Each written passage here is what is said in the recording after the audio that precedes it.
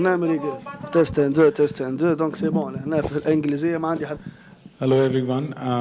Thank you again for your patience. With embracing all the glitches, we are here.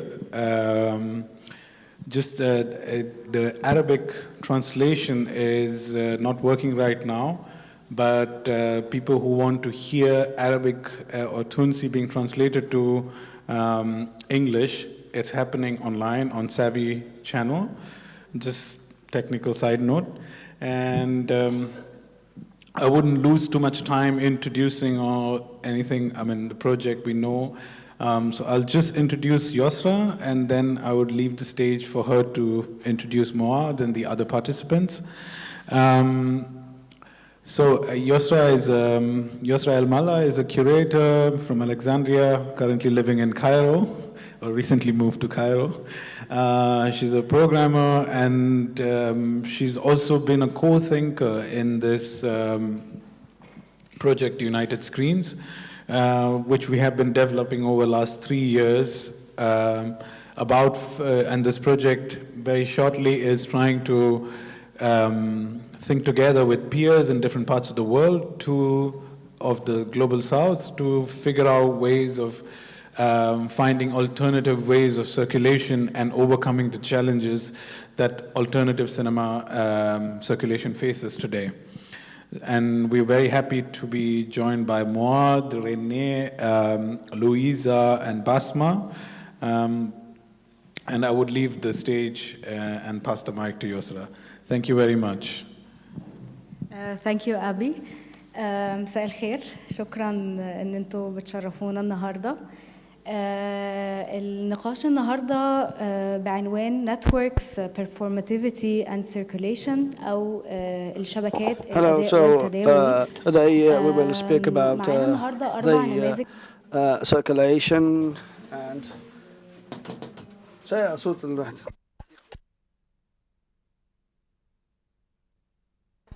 And sorry, the sound in the headset is too low. Just waiting for the technician in order to raise the sound.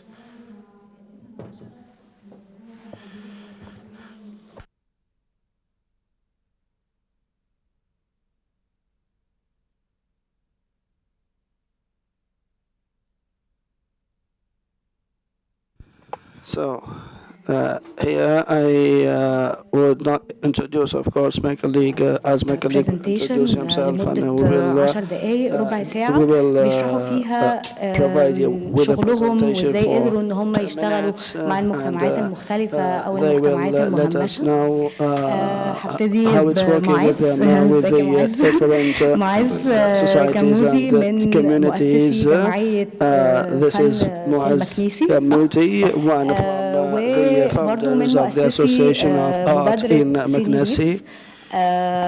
معاذ هيكلمنا أكتر عن مشروعه ومعانا النهارده برضو بسمة العشي هي مؤسسة جمعية الفن الحي ومبادرة بارون سينما. معلش سوري الفرنش بتاعي مش كويس، بس هي برضو اسمها نحكي سينما بالعربي.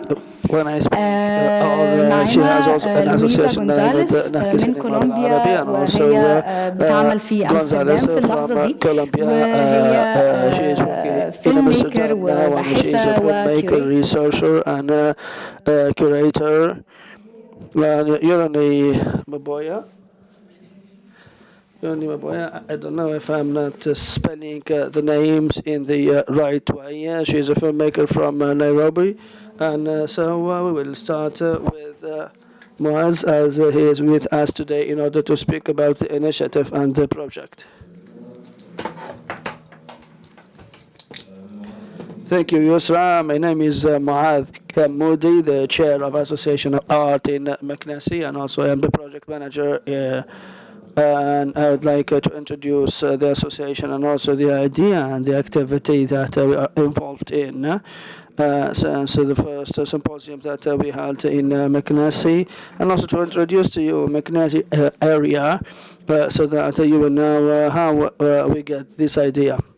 Meknessi is an area in the middle of Sidi Bouzid province or governorate, and is suffering from the marginalization, lacking all the spaces and activities and the coaching.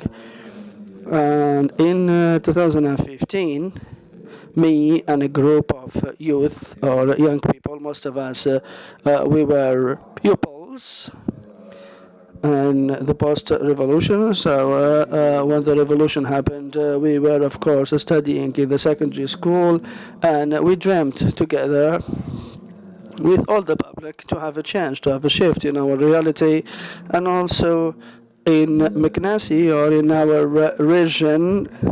Meknasi is one of the hotspots of the revolution. So one of the areas that launched the first ignition of the revolution, and also we lived in reality, we lived that revolution, and even if we did not participate directly to the revolution, we felt ourselves that we are so close to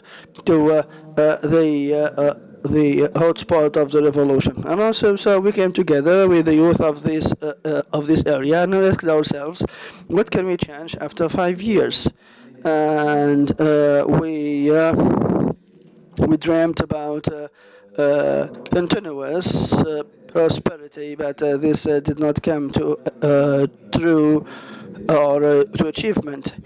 And also we tried to find alternatives to our reality, mainly at the cultural level, because we believe that the cultural work plays a crucial role in the development of population, and also in increasing the consciousness and the awareness of the population with culture.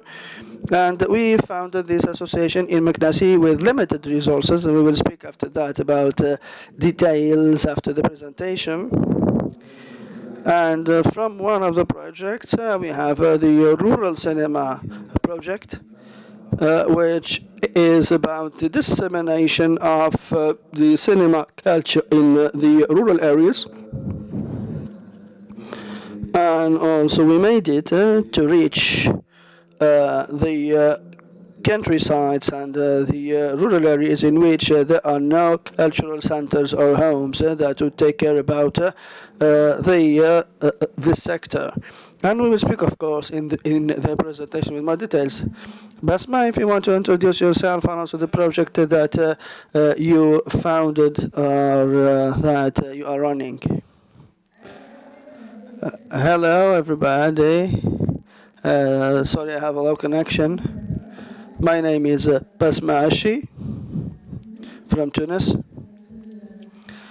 and I am an actress or an actor by trade in the theater, and also as the project in Meknasi. I'd like to say that all the artists after the revolution, we reacted with our communities as artists, and we tried to create or to establish a reactional relationship between the artist and his society or her society. And we started our association since 2012, which is called the Association of Live Art. And in 2013, I started the project with a group of members of the association in Bnimtir, in the western north area of the Tunisian territory. So for 7 or 8 years, we worked all the summers, and 2 years out of these 7 or 8 years, we worked also in the holidays in these in Bnimtir, which is a geographical place famous by mountains. And we had concerts, we had workshops, and I had ambitions since 2013 that we will create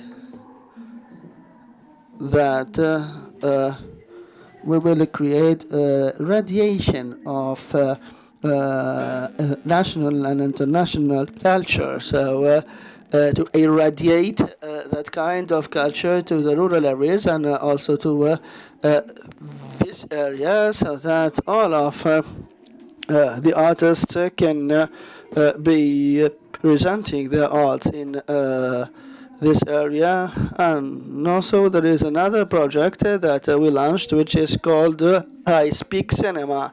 And this project is with the partnership of our Egyptian colleagues in order to train their children in cinema and also how to film and for mounting an assembly and we had a story film or a story-like film that we filmed, and also we have a festival at the beginning of July.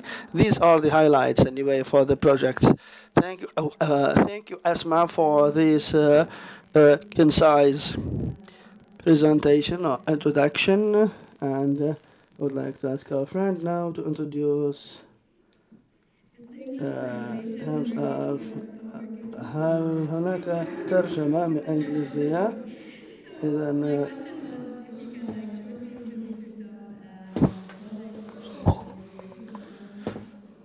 هذه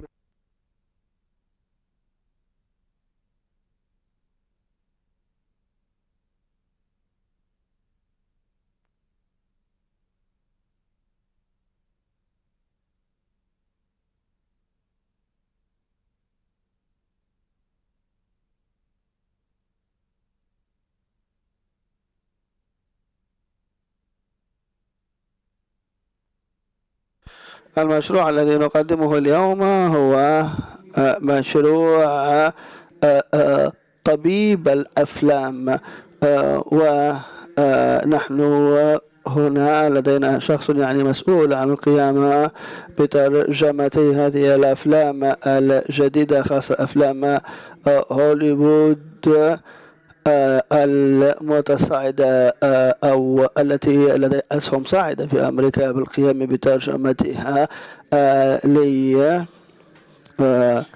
والترجمة لا يجب أن تكون دقيقة دائما.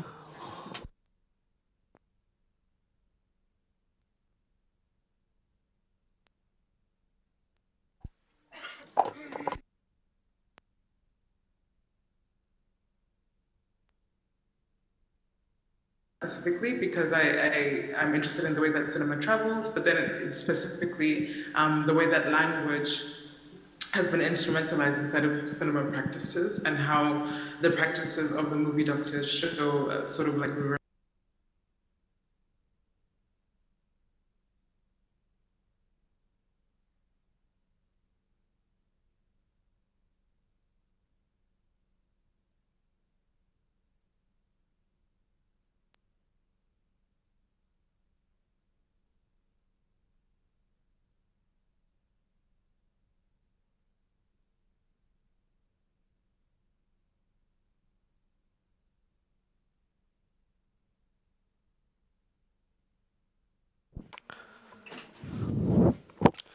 قل أحكي بالعربية.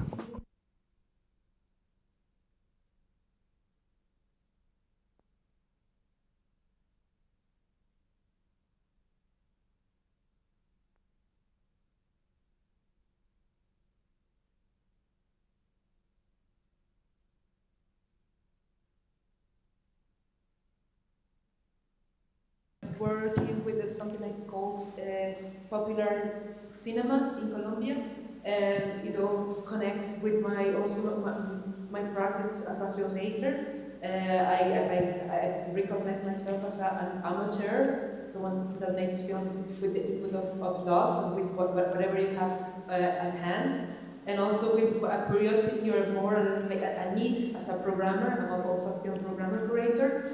With how can we create space for other films, for other type of cinema that is not the one that is recognized by the main critics, international film festivals, but are films that are very important for people in our countries, and are films that define a lot of our practices and how we transform something that comes with a very that comes from the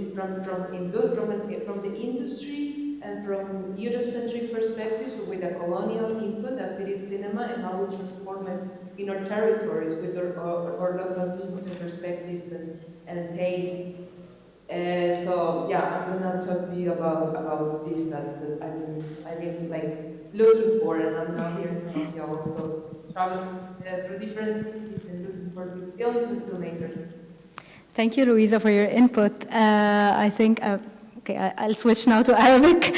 معاذ تحب تبتدي تكلمنا عن المشروع بتاعك أكتر بتفاصيل. أنا بس عايزة أتأكد الترجمة. So the translation situation there is a translation right now into English.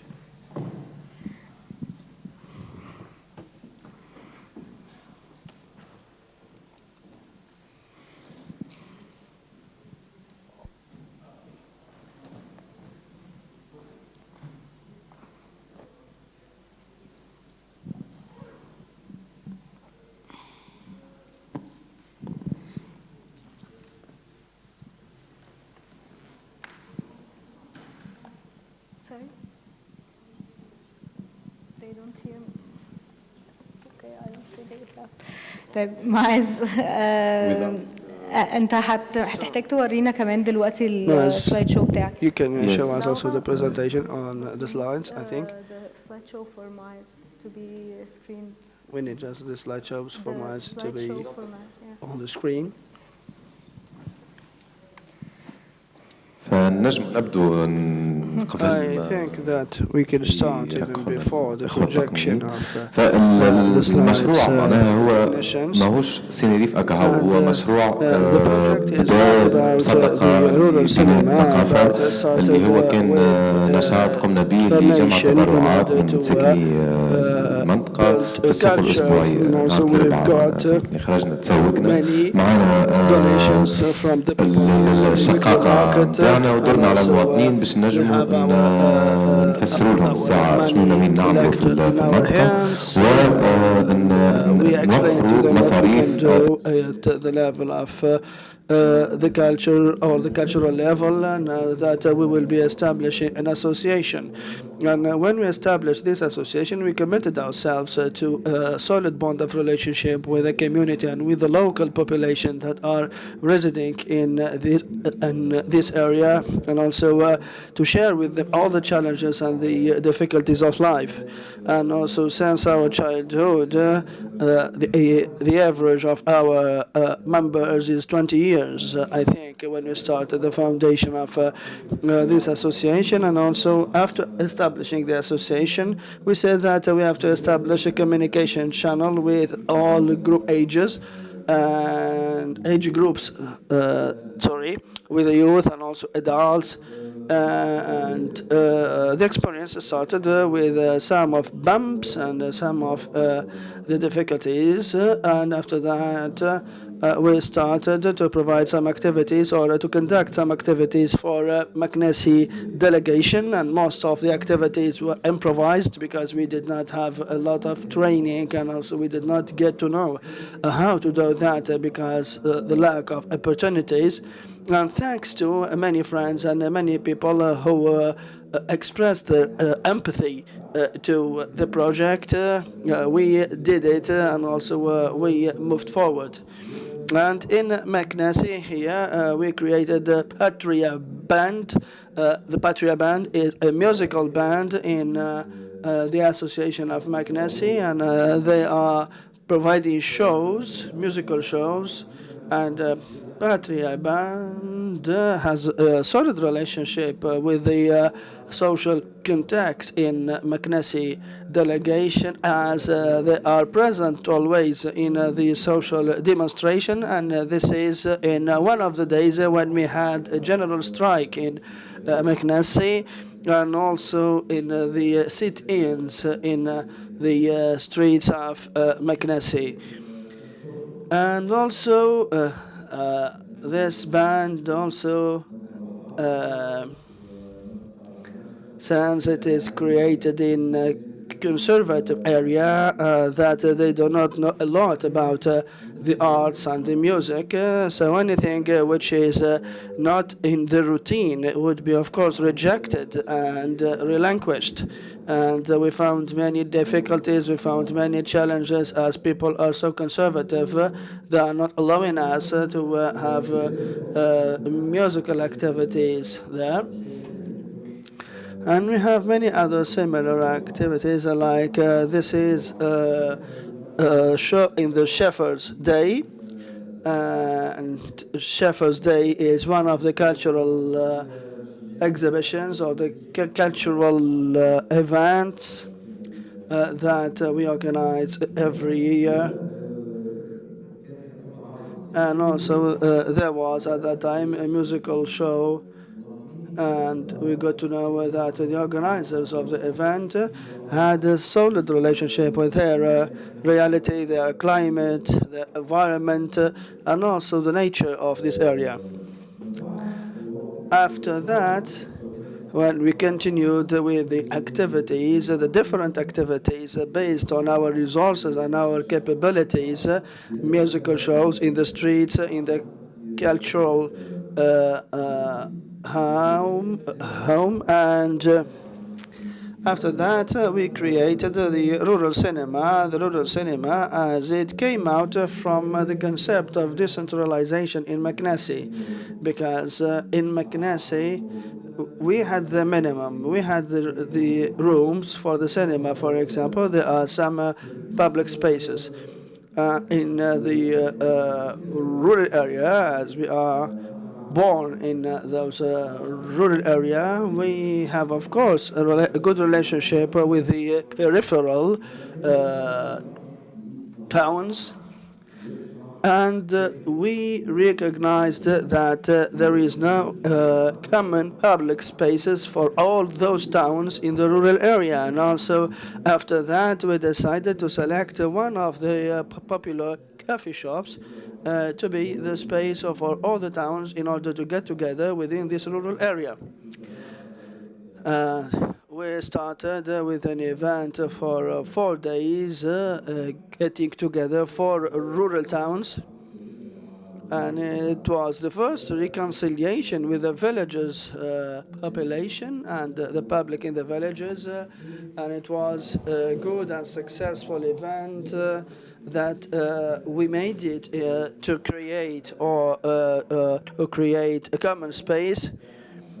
In addition to that, we used the premises of the head of delegation at that time. I mean, the delegate of Meknesi. And so we held that in his office, in the building of the delegation. And we tried also to involve those who are knowledgeable about the heritage. Mr. Hussein here in the slide, he died. I asked God that he will rest in peace. So he was with us in 2017, and he helped us a lot also in... sorry, I hear myself in the microphone. Hello?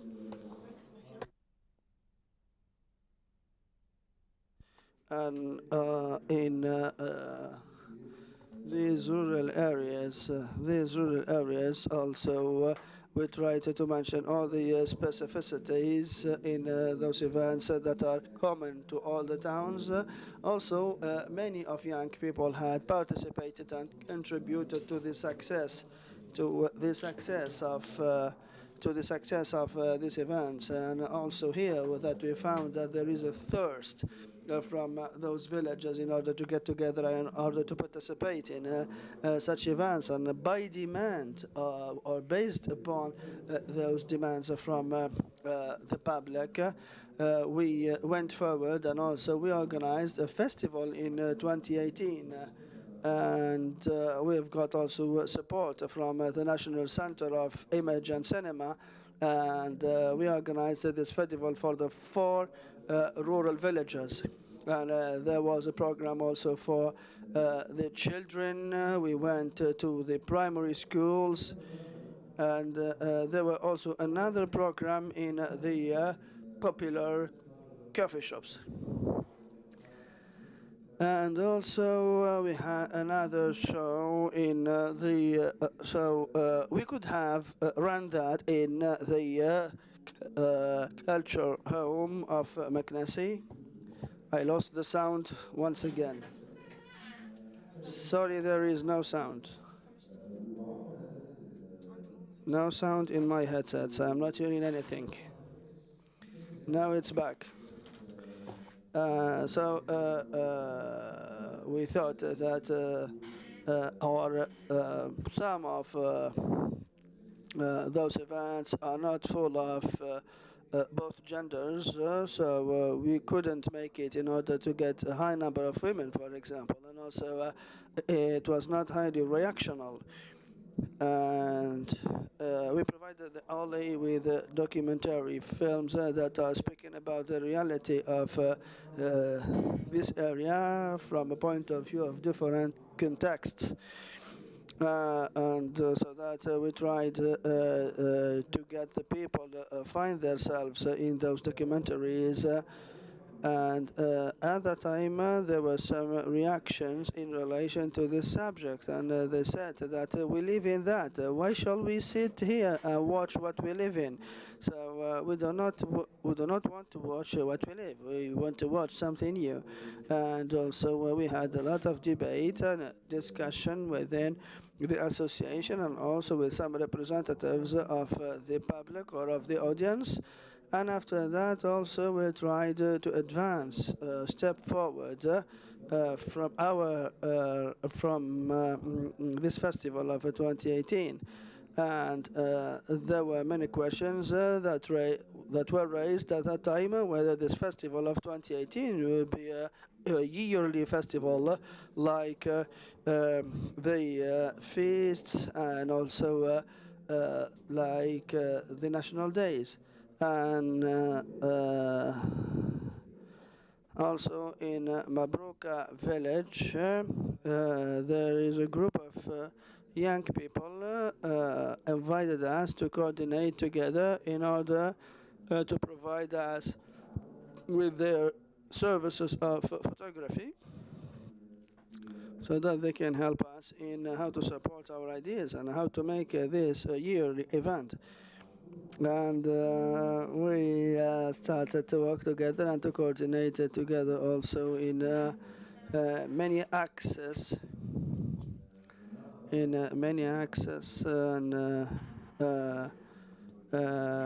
we had a debate over the design of a movable cinema unit or transportable cinema unit. This is within the objective that we will create a working group which is financially independent. They have their own equipment, and also they have the minimum threshold of the knowledge that they should get, so that they will be organizing their events without waiting the Ministry of Culture to provide it for shows, and also or to grant some authorizations for that. And we succeeded to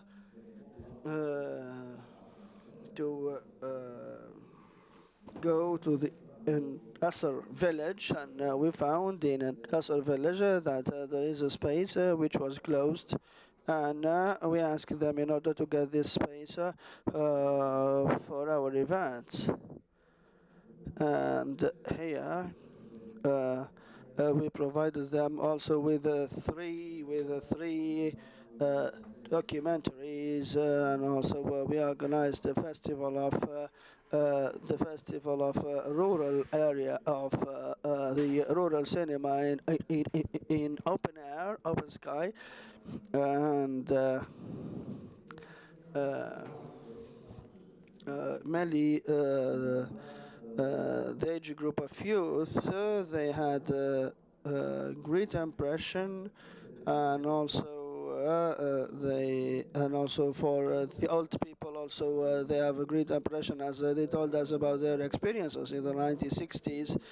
And then 2021 for us it was an opportunity to convince the people or the public with our project, with our objectives, and I think that we succeeded in that.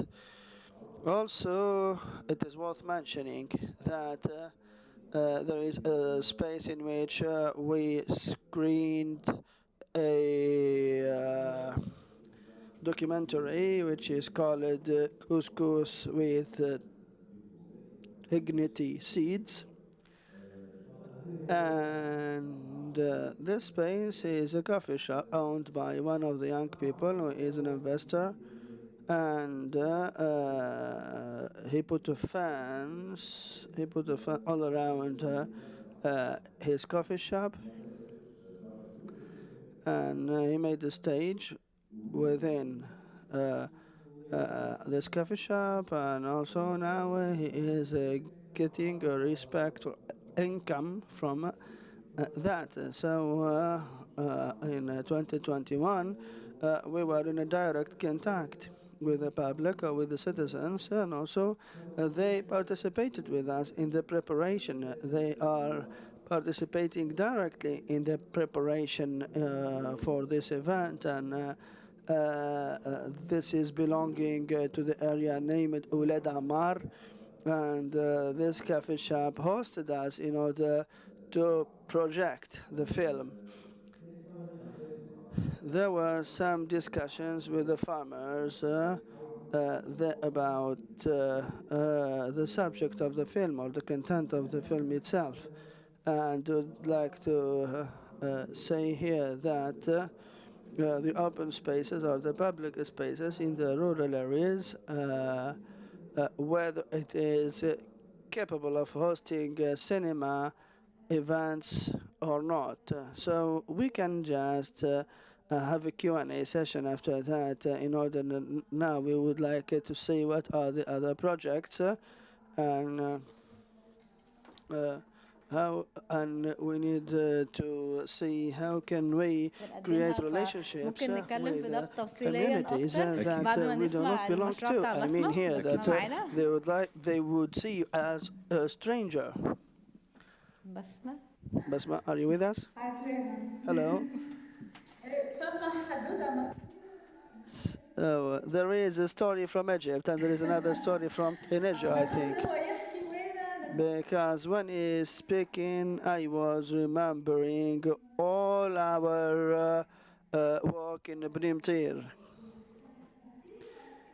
in the western north area of Tunisia, and I heard about the rural cinema, but I did not have any idea about the details, how they started. And I think this would make us happy, of course, because we have many common points like the rural cinema and also many other similar projects. And this, of course, is a great pleasure for us, as many young people decided to move all location to their rural areas or to some rural areas that they do not belong to, and and they are full of belief, full of will, full of the intent also, and also being honest in their work, had made these projects successful for more than 8 or 9 years, and it's still growing. Because for me, for example, I'm not in Bnimtir, I'm not belonging to Bnimtir,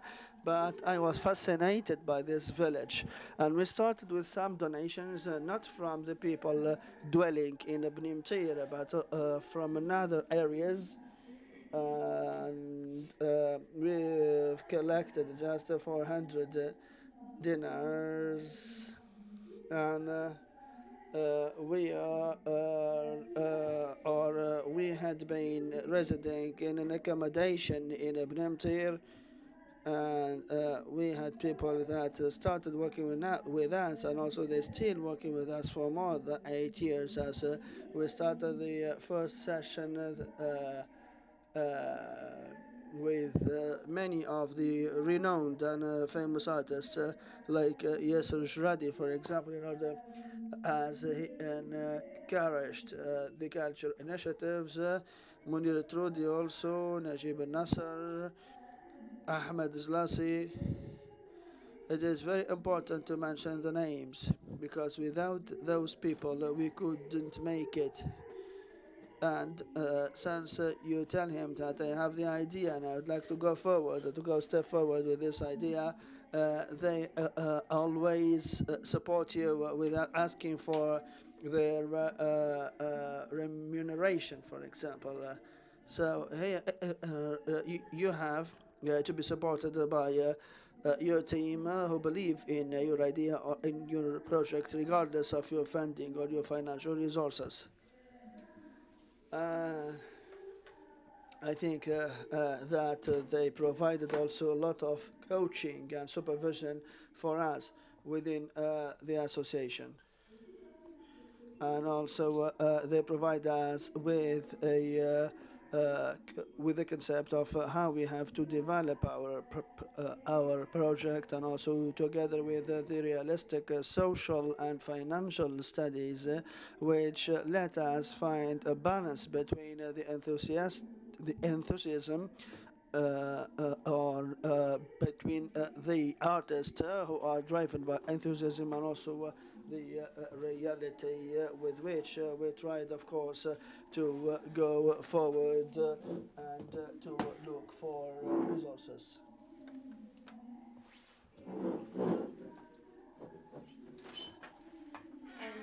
We have trainers from outside of Tunisia, or from outside of Tunis. In Tunisia, we have somebody working with us from Palestine, from the Ashtar Theater on the Forum Theater, the theater of the oppressed, and the project developed more and more. And we are now able to bring young people not only from the Bnaimtir region, also from the Tbailiya region. We had the possibility to bring them. This helped us. This was the second jump for the project, and we started progressing. And then, to tell you the truth, how this developed and people heard of Bnaimtir, and they were able to see the true strong talents and the real passion and desire for from the people out there. They would come in the right time. They would interact with you. They were not absent. You would give them something and they would want more. And this actually helped us to dream with them and to develop the project. And this we thought about the idea of cinema, because I thought cinema was a trade. Most people want to film and do want to make videos, etc. So let me teach them how to make these videos and films and to depend on themselves instead of entertainment. Could also be a possibility, a self-expression tool and an awareness-raising tool. And from that came the idea of speaking cinema. I started working on cinema, and there was supposed to reoccur every 2 years. And every 2 years we will have a certain axis we work in for the project. And this is the first session here, and its axis was love and war. And these two things are parallel and go together. If there is a war, there's a problem with love. And if love is really good and there's exchange of love between the peoples, and there are interactions and cultural exchange, I don't think that people will raise their weapons and start a war against people. So we felt the love from these people who are participating. And now, in the midst of this crisis from Ukraine, children every day are talking about the war in Ukraine and are scared. There's a lot of fear we try to use for this project. This project is a regional project with a partnership with an institution is called Art is Life in Egypt, in Iskandariya, and it works mainly on street kids. And the same work that will happen in Tunisia will happen in this association in Egypt. And I hope that we'll produce the films that we filmed, and these films will be projected in the beginning of the month of July, hopefully, God willing. And there might be other films ready in addition to the films that we produced in the same theme and the same topic, with the presence of the artists, where they can discuss with the young people about their movies, their perspectives, and they can see movies from other artists and see how they dealt with certain topics. And the next session, we will have other participating countries. Thank you, Bassema. Renée, do you want to talk to us a little bit about this project in detail?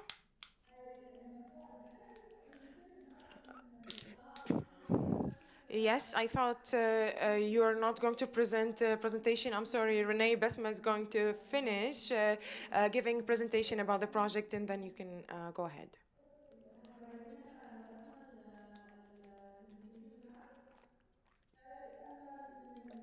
Bassema, are you going to show us our presentation? I think we have like 5 minutes. We can see a presentation. 5 minutes are good. It's just a small presentation about the idea. What I said is all in this presentation in more details about the workshops and some pictures from the workshops and everything. Can you please deactivate, because you deactivated the screen sharing, the moderators?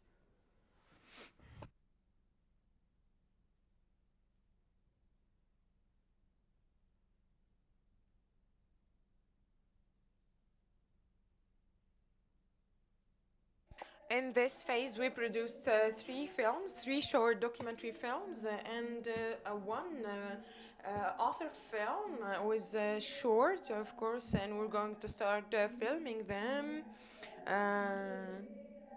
at the beginning of March. What else can I say? These workshops that we conducted started in a very rough period, which was the coronavirus pandemic period. And in September or October, we find a lot of difficulties in collecting, in gathering young people. This took a lot of effort for us to go on the spot and to communicate and to fight as well with the authorities and for them to come and participate in the workshop. We gave them masks and we disinfected the place because these children were going to school 1 week and stopping for 1 week, and then the beginning of the project was sort of hard. But we were able to gather the children and do our activities as usual, as planned. Let me make sure that... Can you please share your screen again?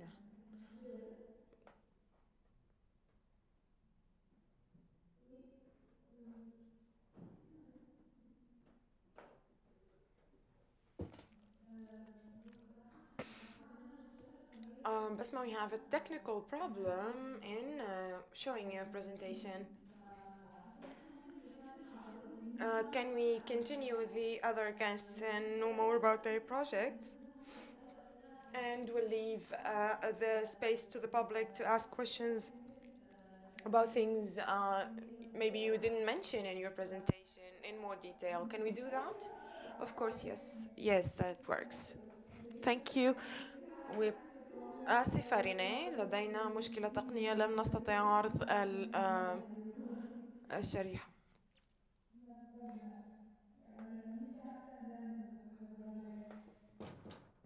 في روحي.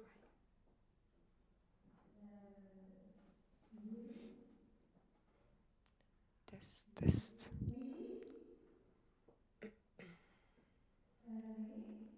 رينيه؟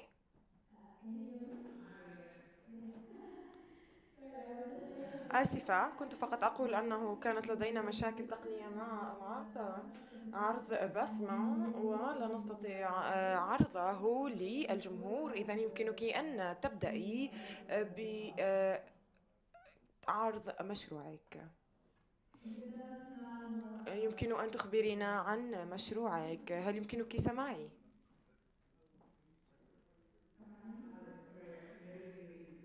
أنا بالكاد أسمعك.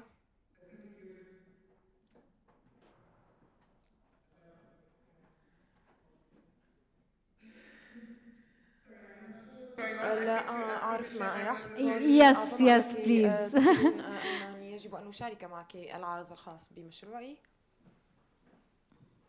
Okay. I will just take a minute, sorry, to turn فقط off سأخذ live translation. دقيقة لإغلاق الترجمة. Excuse me. Uh, Thank you. I'm really happy to شكرا be sharing جزيلا. أنا سعيدة جدا my practice. لمشاركة ما I hope أعمل you can hear عليه. me. أتمنى أنكم Yes, تستطيعون yes. I can't hear سماعي. لا myself. أستطيع سماع Okay, good. نفسي. شكرا لكم. I'll just share my إذا screen, a سأشارك couple of images. شاشتي. لدي بعض They're not الصور necessarily. ليست بضرورة. I wanted to share a little bit أردت about أن the heritage أشارك of movie بعض ما doctors in East فيما Africa because I think ورثنا it's very الميراث related to السينما the في ways that شرق we إفريقيا encounter archives في غرب in the إفريقيا، contemporary and especially وخصوصا the idea that film فكرة will be a conduit in many different contexts and film is a portable medium, right?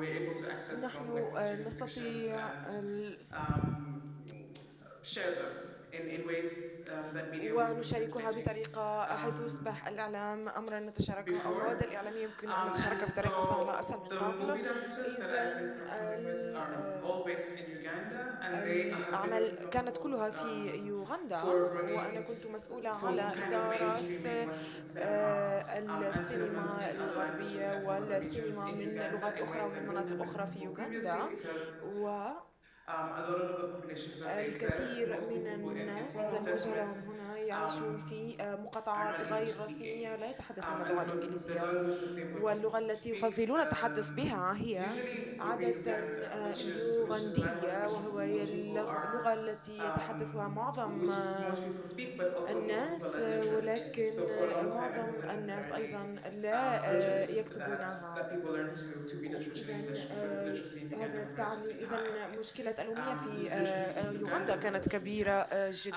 And so إذا the movie doctors that I would like to introduce العمل are Vijay Emmy and إذا دكتور Vijay Rami, and الفيلم، these are two doctors in particular who are هؤلاء working الدكتورين يعملان translating Luganda على films to English, which has meant ترجمة that the الأفلام circulation اليوغندية of إلى Luganda language films الإنجليزية، globally is broadening in وهو ways ما that يوسع وينشر الثقافة اليوغندية في previously were العالم. limited to only the وقد regions where كانت Luganda was spoken. الثقافة اليوغندية واللغة اليوغندية So Vijay محدودة is فقط basically something للمنطقة that would التي be يتحدث like a فيها الناس live dub اليوغندية، over وكان a film, but هناك contrary to دبلجة traditional حية dubbing, للأفلام على عكس they are الدبلجة welcome to العادية interpret the film التقليدية، as they please, and a lot of the وكانوا time مرحب you'll hear بهم the أن VJ say يترجموا live on the الفيلم record كما that they are يحتاجون bored وكما and they يريدون، would like to change the narrative of the script. وأحيانا And so they would يغيرون just jump. And I wanted to السيناريو. show you a وأردت video فقط أن that perhaps will أريكم give فيديو you a صغيرا slight يمكن أن example أعطيكم مثالا of صغيرا how this works على كيف exactly. I hope that's okay. يعمل Sure. هذا الأمر. أتمنى أن هذا Okay, مسموح and so this is إذا from the film هذا Who Killed من Captain Alex, الفيلم and من Who Killed قتل Captain Alex is الكابتن touted as القبطان being one of the أليكس، first Wakaniwood or وهو Ugawood films كان من ever أول الأفلام written, which الأوغاويدية، basically means it وهو was the first فيلم film, الأول fiction film, action film, الفيلم film of الخيالي، this الفيلم genre that was الأكشن raised in في Uganda. يوغندا. And so Vijay ما عرفتش Emmy اسمها took في it حكي. upon himself to be the first person to translate a film like this from Luganda to English. I'll just play a few minutes of this. Oh, sorry.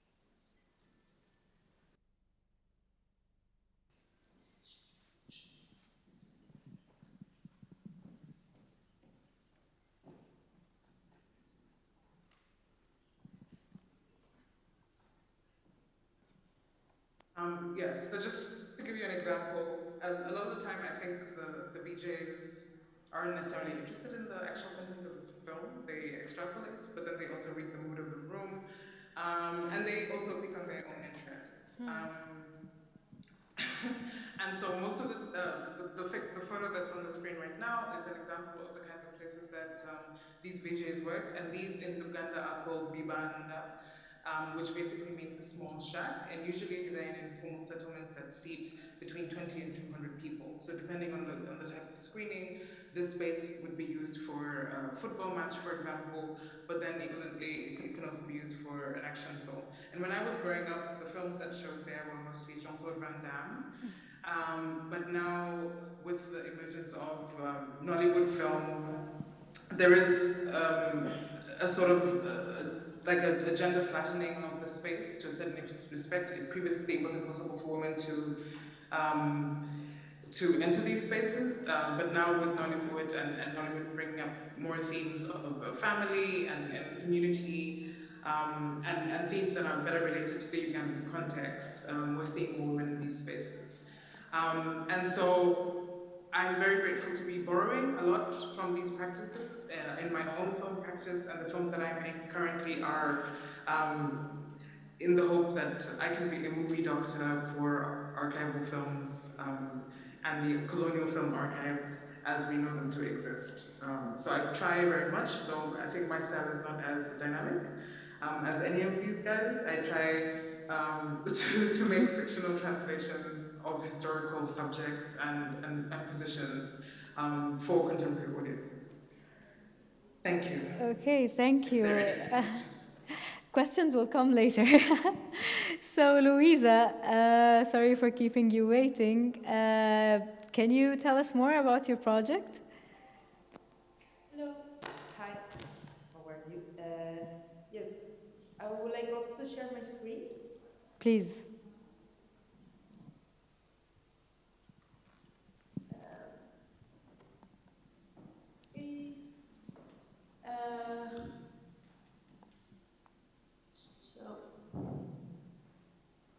Do you see it now? No. Yeah, but I can start. Hold on. You can fix it. I mean, the first slide is not. Okay. And yeah, well, as I said before, I was feeling uncomfortable with the vertical way that the official cinema was being made. I felt that I didn't fit in it, and I also was not happy with like how films were only recognized locally when they were being when they were recognized abroad in international film festivals. Here in Colombia, like the most official critiques or like the media and for example the films that go to the malls, to the cinemas in the malls, are only those that were recognized by the international film festivals, or films that were produced with large budgets, many times by television. So I was not happy with that from my own practice as a filmmaker and as a programmer. Find it sometimes difficult to choose films that were maybe more like amateur or films made by students and how people were kind of reacting to this or like this official setting of the Cinematheque, for example. So then I started to like open my eyes to look for other films, and they were also starting to come to me. And this is something that I called like kind of my way of framing them as being as popular cinemas, popular films. And for me to come to this, it was important to think historically with a historical perspective of how film came to Latin America and came to the global south as a creation of modernity that came with a very colonial intention into our countries, and how people started to transform it. Also because is what we see now and what we saw in early film in Latin America is that the cameras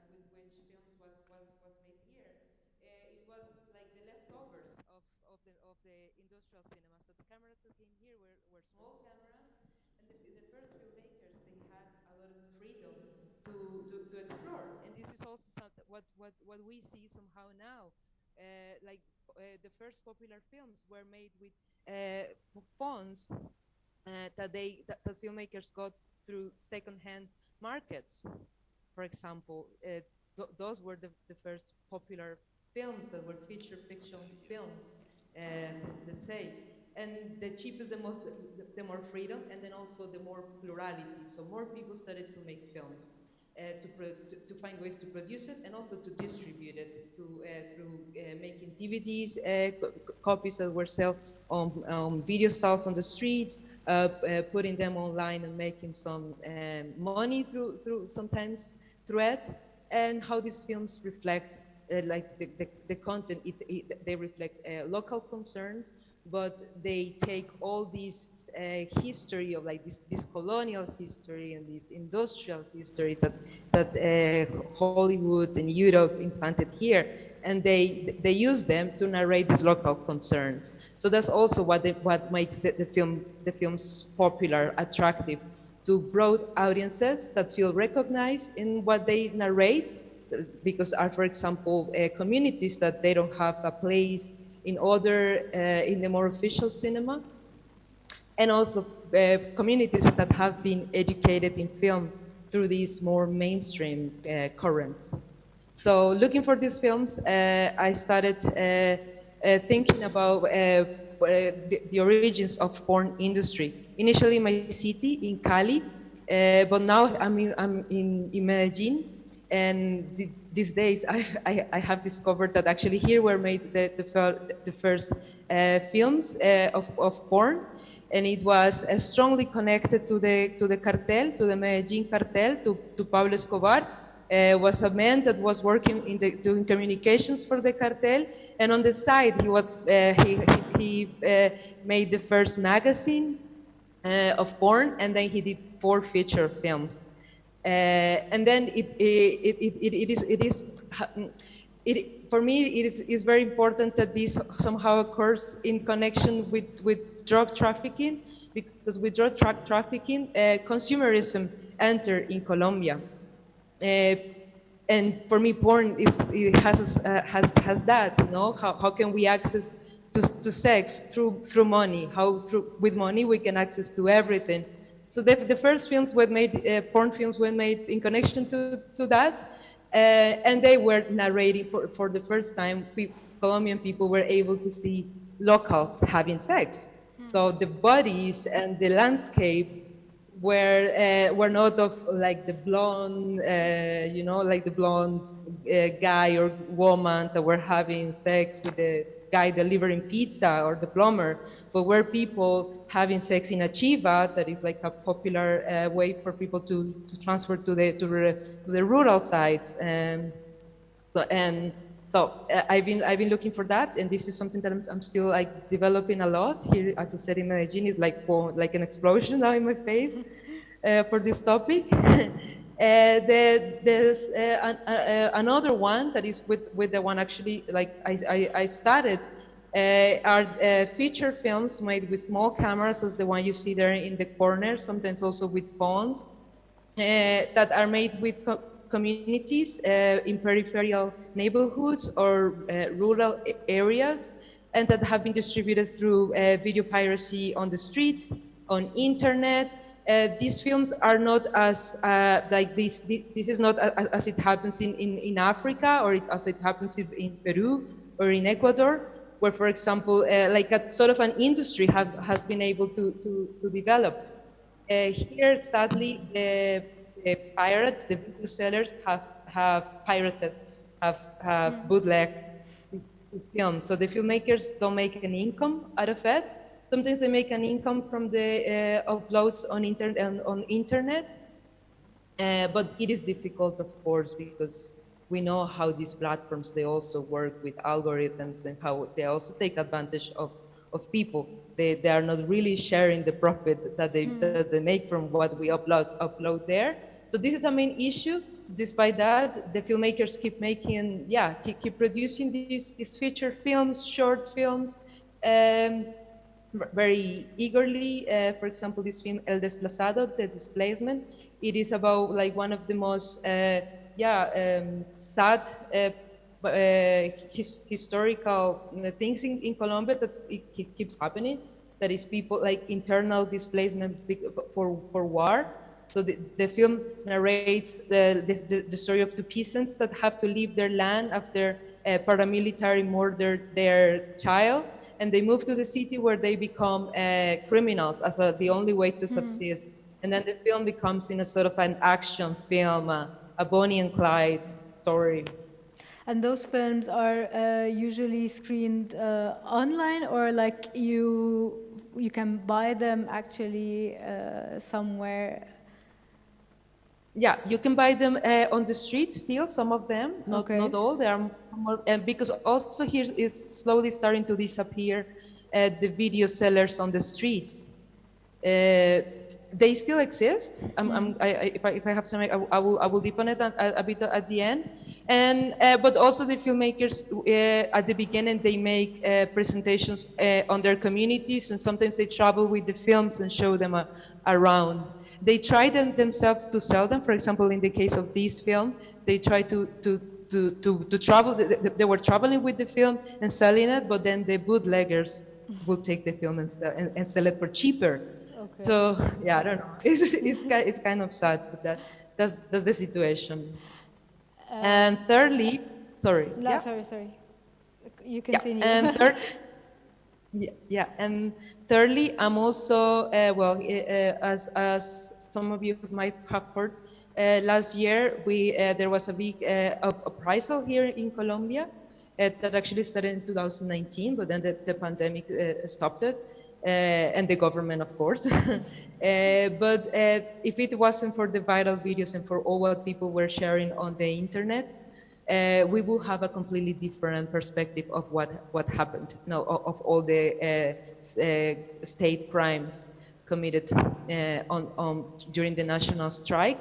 So I'm also interested in researching this uprisal, these viral videos, and it's something I'm working on. Here I'm interested in how people were like not only the protesters and the people against the government were able to share content, but also the government and pro-government people were also creating an image of what the strike and what was happening. So I'm interested in this like kind of polarization that happened there during the strike, how the content was being produced and how a narrative of this event happened in the social media. Some of my findings, as I was saying, the internet has made possible for filmmakers to make a livelihood a bit from it. Some of them more successful than others. However, this of course restricts them. For example, they have to erase some scenes that the algorithm will consider as violent, even when they are like mild, soft, violent. They have to erase them.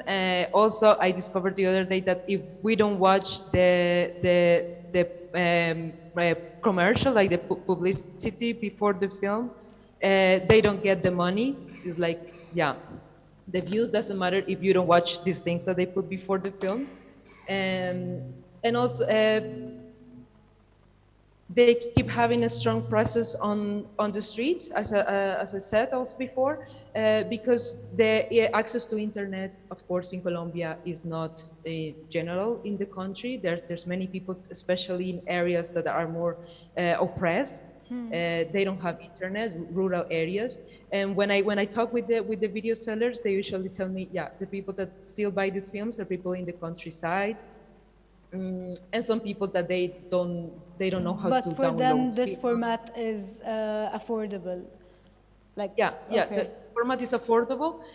Also now it's very difficult for the distribution, for the production of the copies, because the prices of the material of the DVDs has increased by 20 times, So it is also making it more expensive, and they are making less copies. So yeah, it is starting slowly to disappear. And it also, it is urgent to archive these films. The filmmakers, they don't have the money sometimes to sustain all the material, to keep up all the material. So if they keep making films, they usually erase the old material. So for example, like I presented last year this film that you saw, the Displaced, El Desplazado, in the Cinemateca of Bogota. And the filmmaker didn't have the film. Okay. And what we did, it was we bought the film to a bootlegger, and that's the film that we had to show. And it is sad because somehow the video bootleggers they somehow like are the archive of these films.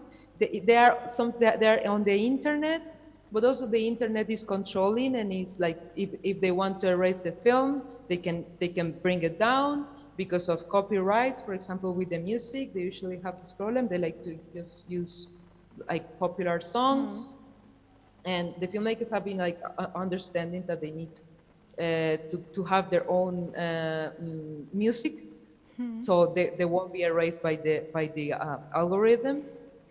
But yeah, for me, this is something that is urgent, and I'm also learning. We are constructing, and I would like to actually talk more with Renée with how you are doing it. We are now getting together some people in Latin America to think about how to create community archives and alternative forms of archiving, because it is not just to put the films in the National Cinema Archive, but also maybe we can create a community archive and an archive that is accessible for the people that feel these films closer to them. So yeah, all these things are reflections I'm having now. This is a project that is in the process. As I said, I'm doing a PhD about this, and I'm just in my first year. Yeah, this is what I'm doing. Sorry, please continue. No, I finished it. Actually, this leads me to my question to Renée, and how is she dealing with copyrights? This wasn't really clear for me, so can you tell us more about that? Yes, absolutely. In my own practice, I'm not particularly concerned with copyrights because most of the material that I'm using is extremely racist, and I don't feel like I need to honor the legal rights of racists. But as far as the other movie doctors that I've been speaking to, they're also not concerned with copyright. There is like a kind of like a strange structure in Uganda that I think mimics a little bit the Nollywood structure, whereby filmmakers or film distributors will sell or will provide to the bootleggers copies of their films. And usually these are the lower budget films, the films that they value less. And then the bootleggers will be responsible to distribute them. And if they do well, then they are incentivized. They're well paid by the filmmakers. And the filmmakers will use the proceeds from the bootleg to make better quality films that then are more controlled. But as far as copyright landscape in Kenya, for example, is concerned, it is very strict. And I do have, yes, it is something of a problem to screen the films that I make here, especially with regards to the music copyright, less than the image copyright. Yeah, so it's a bit of a cat and mouse game, to be honest. معاذ، برضو عندي نفس السؤال ليك بخصوص الأفلام اللي بتعرضوها. بتتعاملوا ازاي مع السكرينينج فيز، او هل اصلا بتعرضوا افلام متاحه اونلاين، ولا بتتواصلوا مع صناع الافلام فيما يخص عروض الافلام بتاعتهم؟ هو في الدورات الاولى خاصه السنه الاولى يعني كانت افلام متاحه موجوده، يعني ما كانش عندنا لا العلاقات ولا the budgets to deal with film directors or for filmmakers, but later we dealt with filmmakers and was one of our choices that we made in our project, that we deal directly with the filmmaker and with the permission of the director and the filmmaker, we مباشرة مع showed the مخرج الفيلم film. ما لقيناش إشكاليات. We did not find any problems in this. Basma, I have a question to you. It's a question, it could be a question also to Mouadh in the same time. Concerning financing of the projects and the initiatives, all of these initiatives that we talked about today started with self-financing or as a small initiative, us as a group that want to work with a community or a specific community, or that we are from a certain community and we want to work or to do a project and show some films. All of these things were self-financed and became like you said, your project, for example, at the beginning was financed by Al-Mawrid, and then now from AVEC. So how can we imagine a scenario where our initiatives and our projects could be sustainable in a way that we do not use the intervention of funding? How can we create a life for the projects with to carry on existing without the context of the funding, whether foreign funding or even regional funding, etc.? So do you have a comment about that? سؤال حلو هو great question. في شوية فلسفة باش نجاوبك And I might be using some philosophy when I answer you, when I try to work with Al-Mawrid and AVEC, and they helped us a lot, because the most important thing was that the artists, you request their presence, they want to be there and they want to participate and they want to share art with the people and with young people. We always had a problem with the equipment, and the equipment is expensive. If I don't have equipment, I'll always be in the stage of teaching theater and then or dancing because I don't need equipment for that, because the financing is for me is a double-edged sword. I felt like financing, even until now, they are not honestly intervening in my artistic choices or anything, but you feel like I have like a load of administrative work and paperwork to do, because when there is funding to a project, the perspective of the people change, and the perspective of your surrounding, it changes, either in the area or. So when they find out that you don't have money or that you're a volunteer, they deal with you in a way. And as soon as they know that you have funding, the treatment changes. Even if they don't know what amount, it could be just 10,000 dinars or 15,000 dinars, but to them you are funded. So there is another thing where I felt that personally I witnessed that I hope I stay volunteer. The idea that you go to a region to stay there for a week or 3 or 4 days and give a lot of your time to that group, even if you read them stories in school or show them like available films. That possibility of sustainability is always possible. And to be honest, Tunisia and similar regions are regions that are thirsty to the cultural actions. For example, to say that available films are available to me for children in the capital that have internet. So everything that's available here is 70-80% unavailable there. So when I go and show them a film that was produced 20 years ago and available on the internet, and for them to watch it with the group and to discuss it, I feel like I made a difference. There is an impact and a trace, especially a shared viewing and discussion. So this project, I go back to your question, this project could be sustainable without funding. I say yes. But it could be also continue with funding, and that could be on a bigger scale and more reachability, but it could be sustainable. So we started losing a little bit of time, but I have a last comment because we will have some space for some questions. But what Mouadh was talking about earlier, that the idea of the society that we're working with and how much we can be a part of the society, and this society will want to continue this project as a private thing or the place or something that is local and carries the local concerns and can have sustainability without the intervention of the initiative itself.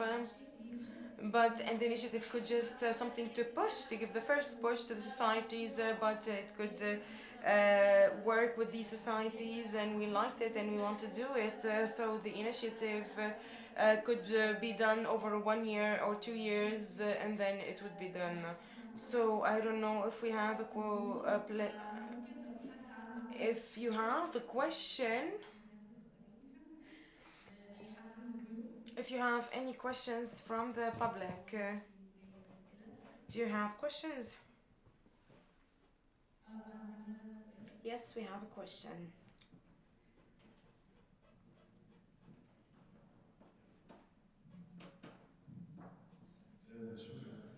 Thank you. I wanted to ask this kind of projects that are a lot now in Tunisia. So before I start my questions, I want to say hello to the people who are present with us virtually. So I wanted to say these projects that are developing and are happening a lot in interior regions, since 5 years ago, I've been hearing about these projects everywhere, and this is great. But the question is there evaluation and assessment of results of these projects, because we've worked before on similar projects, and we discontinued with the children or young people that were present, and we did not do the evaluation, and there was no continuity to what happened afterwards. Are you aware of this? Is there anything evaluation, or I think the project's always dependent on the funding and the breadth of the people supervising these projects, but I wanted to ask if there is assessment to these projects afterwards or not. Thank you. Can somebody answer the question, please? I can answer, and because the idea... Yes, go ahead. I just can answer partially, but the rest of the people can talk about their experiences. I think the idea that the project that started 2013 and continued for 7 years or 8 years at least, but that always shows that there is a constant assessment for the activities, and the assessment is for the trainers and for the trainees. There are documents they fill in about the training, and depending on that, we prepare the next sessions. So, for example, we talk about the project of Talking Cinema. We started in 2013. We have pictures of young people with us. If you go in on our page, they were 7 or 8 years, and now they are 15 or 16, and some of them are 18 now. And I think that the idea that you start with a young person, when you went in, you did not go to train or to share something, but to let them continue. But I think that somebody that started young with you and is still with you and still want to do cinema, I think that's something to encourage other young people to continue and to encourage us to do similar projects for young people in other regions. I don't know if it is clear, but that's what I wanted to say. I want to add that also it is true that the associations in general, as a structure, generally the age average is young, meaning that they do not carry on for a long time because the associative work is dependent on the commitment to a group of people, to an idea, or to another. So some people will have other things that they need to tend to, and this project will end. But we need to assess our projects and also these experiences are able to survive in associative formats. And I also want to talk about the structure for the association and how are they dealing with their reality and their environment. It is important from an assessment, to talk about the assessment, we started that these projects cannot be improvised and occasional. It needs to go into an institutional context, and as if it is an institution organized, structured, and it has executive bureau and directional bureau with it manages, and then there is an administration for this project to continue in an organized manner. So I think that we are out of time. Thank you so much for our guests for the great projects and the models they presented to us. It is very important to hear from you guys, and thank you so much for the public. And thank you. Thank you.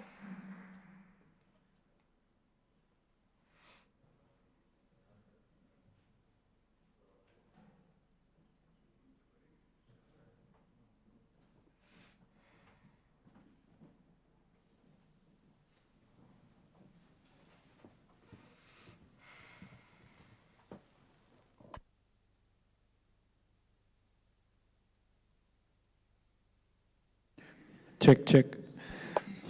Thank you very much, Renée, Luisa, and Bassema.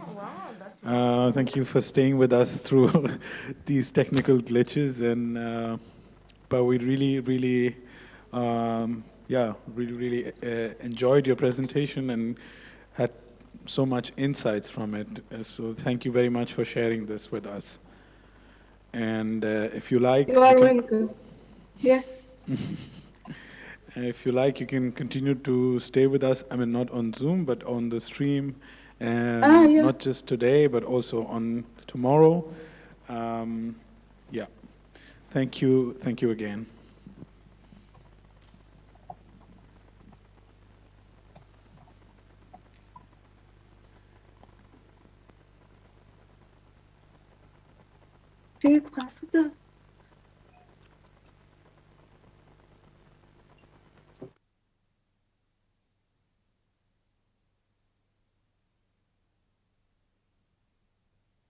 فتناه المرة هذه فتناه انه هاد البرودكسيون انا عرفنا انه دورها كبير بزاف توصل الفكره قد تو زاد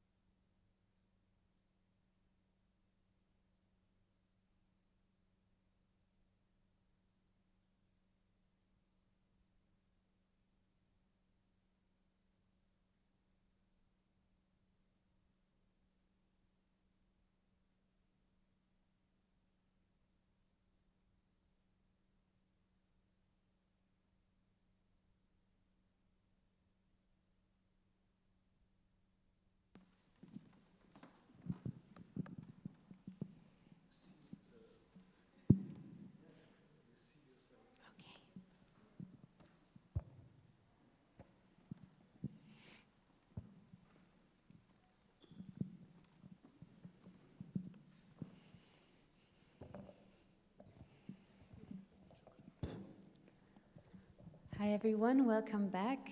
We're happy to have you here.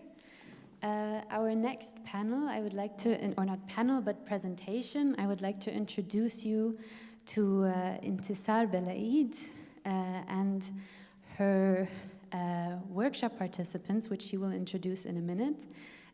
Throughout these last days, we've had a workshop running with filmmakers, film students from Nabeul, and they have been working together on the same questions that we have been dealing with here. They've been engaged with us, and now they have prepared a presentation, and I'm very, very happy to have you here and welcome you on stage. And I hand the mic over to Intissar. Thank you. Thank you, Laura. مرحبا بكم. Thank you, Laura. Welcome, everybody. So we are here within the framework of Think Well, that we think about it even together to address the issues related to the circulation of films and the distribution of films and so on and so forth. And I will let the participants to speak out about this, but to introduce themselves before. Hello. My name is Ihab Ibrahimiya, 21 years old. I'm from Meknesi delegation in Sidi Bouzid, and I'm a student of IT at the second year of higher education. Hello, my name is Abdel Ghafar Meshi from Sidi Bouzid, and I'm a student in the first year of cultural and artistic mediation. Mic is not working. Hello everybody, my name is Zakaria Meshi. I'm the twin of Abdel Ghafar Meshi from Sidi Bouzid, Meknesi, and I'm also in the first year of higher education. I'm a student of first year higher education. Would you please introduce this workshop, or shall I introduce? Who will start? So, during the two couple of days, we met Mrs. Intissar Belaid in Think Well 2 workshop. Firstly, we started with some questions. And also we asked her about some of the problems because I did not hear before about the problem of the distribution before. For example, that distribution would represent a major problem of the duration of the film life, and also it has an impact on the audience that you'll be working on after that. And mainly, we were looking for an answer, for a clear answer, for many questions that we thought about before. And when we become filmmakers, or even if when we are spectators or audience, we were looking for planning for the future. We were asking for planning for the future, and also for our professional career in the future, how it will be look like, or can I, for example, create something or at the long term through which I can afford a living. And I will give the microphone to my colleagues now. From the questions that we addressed in the workshop, so there's one question about the type of films that we were watching. And most of the films that we watch are Hollywood films and also Northern American, European films. And most of the people, they did not hear about the films from in the southern region of Africa and in Asia, for example. So they did not watch that kind of films, and this is one of the problems that we addressed. Because if I would like to explain that, I cannot explain that, but there is a loss of culture, or the Tunisian lost their film culture, and also they are not watching the Tunisian films, and they are looking for foreign films.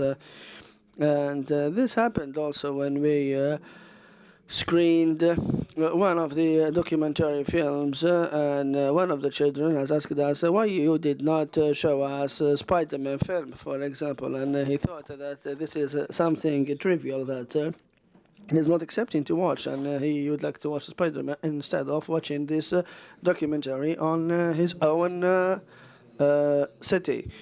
So this is one of the major problems that we faced in the workshop, as there is a difference between the northern and the southern films, and there is a clash between the cultures. And for us, for example, we did not have quite numerous films that would represent us. And farmers, for example, they only watch the documentaries that are speaking about farming and agriculture. However, the film has to represent all the communities, or the major number, or most of the communities, in order to express something that is well highlighted in the social life at that time. And also, from the questions that we addressed in the workshop, is that how we convey or how we let the public attracted to these films, and how also the filmmakers would make films that express a large community from this society. And we tried also to let them know that the Tunisian films are expressing the Tunisian society, and also in order to convey this idea, you have to start from your childhood, as we spoke with Mrs. Ukhmar this morning, that it was just we are fond of film creation, and also when we started the collectives, we started to build on our passion in order to disseminate that to the public. And there is a major point that I would like to shed light on. The first panel here addressed that there is a wall between us, and we are in a competition, and we worked with Mouadh many times. So we are not really in a competition. I did not find myself anyway that I am competing somebody else. I do not have to follow some standards, because when we worked in Cinéryf, or rural cinema, there were many challenges, of course, that we faced. There were many challenges that we faced, but we are not satisfied. We are not satisfied because other people, they think that we are competing them, and we are just working. We are focusing on our products.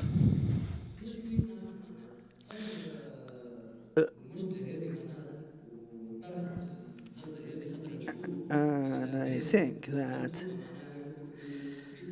and also you may share the point with me. I think that directors or scenarists, and also when you look for Hollywood and the Western production,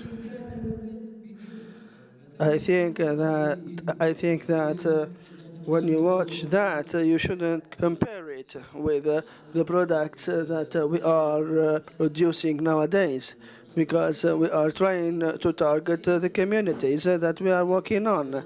And the Cinéryf, or the rural cinema, is just something that we work on, and we are looking for the target audience, and many people came from the rural areas, from the metropolitan areas, and also from the cities.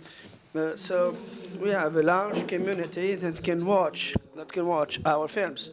But I would like to say it for once and for all, that we are not in a competition with anybody else.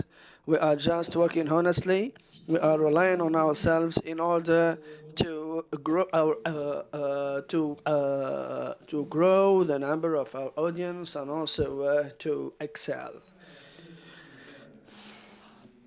There is something also that we talked about it in the workshop, which is related to the space. For me, I originated from Meknessi. We did not have, of course, cinema rooms there. And Cinéryf, or rural cinema, has changed that in a specific way.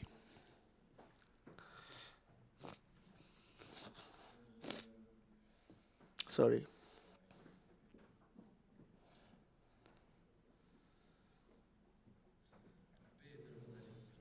I will take the floor until you remember what you want to talk about.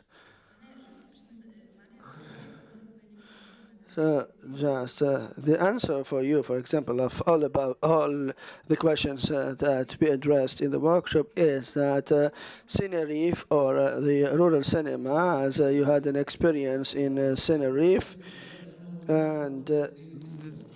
and also we faced many problems after Cinéryf, because the problem is that how you get the audience attracted to your film, how you get the audience also know about your film. So your problem is related to the audience, to the public, and we know that this is not a new problem. However, now we have some technologies that we can use in order to let the public know about our film. So, today we have internet and we have social media and we have and so on and so forth. So we can advertise, we can post, publish, and we can let the public know that if you are not keen on the cinema, you can select which film would express you more than the others, and also Another answer is the internet here, so that the internet is the means of communication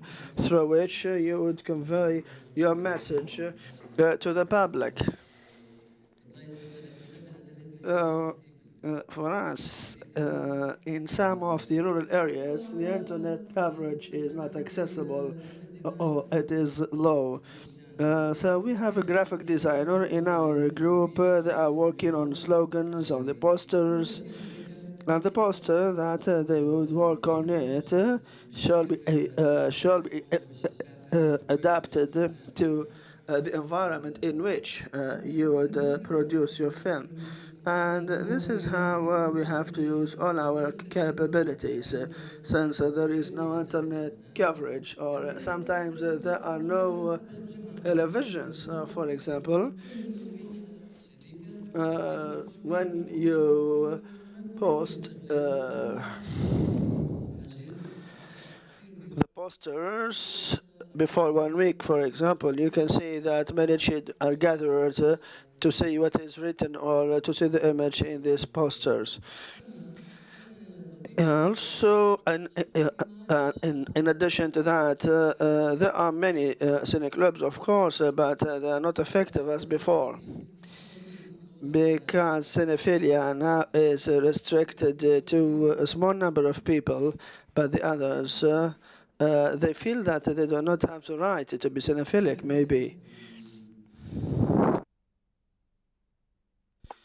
The internet and the digital marketing and so on and so forth are serving the same interest.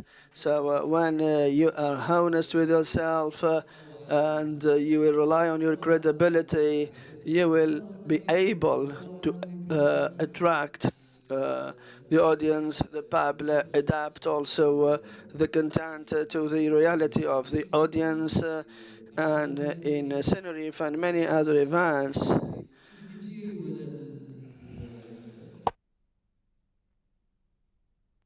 And the production company which works on these films, for example, would be working with you in a reliable way, and they trust you, and also you trust them. So when you work something for outsiders, you will find the impact, of course. Because when you work without any confrontation, without any impediment or without any competition, just because of your passion. So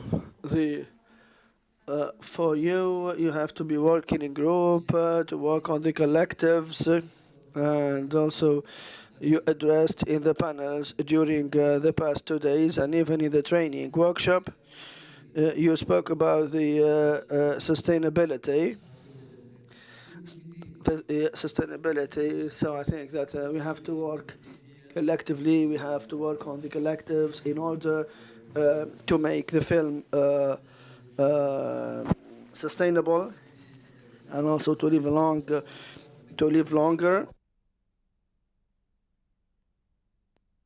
Because Mrs. Kumar this morning gave me a glimpse of hope. A glimpse of hope when she said that she posted her posters in this morning, and also her father is conservative and he did not let her to go through this passion. So what let her succeed is the collectivity. The collectivities. Mrs. Kumar has many people that supported her, many people that worked with her, and also even when you came to the faculty and entered to the university, of course, you entered into contact with the groups of same interest. So here, and also when you deal with this group in an honest way, this will create a real meaning of collectiveness. If we will speak about what are the outputs or the outcomes of this workshop, so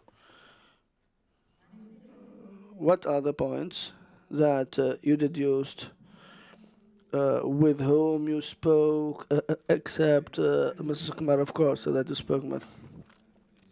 We spoke also we talked to Pastor Muhammad regarding the distribution, and also we addressed the role of the public in the cinema. So if you are a director or a curator, so you have to think about your public first of all.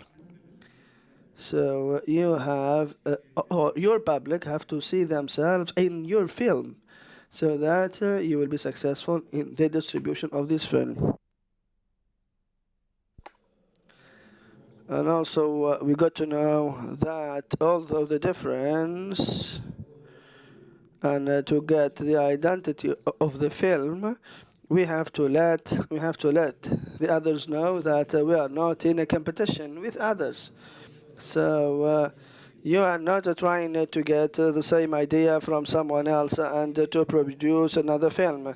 So the film that we watched last night is a cost-effective film within a small district, and the film has got the identity, because many of the films are looking for the audience to identify this type of the films, and also to give an identity to that type of the films, so that you will get an audience, you will get the public, you will get the community that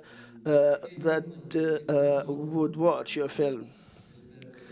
There's another point, which is most importantly an outcome of this workshop. I realized that in our work something is happening, but we are not aware about it. So whether the content of the film will be sustainable or not.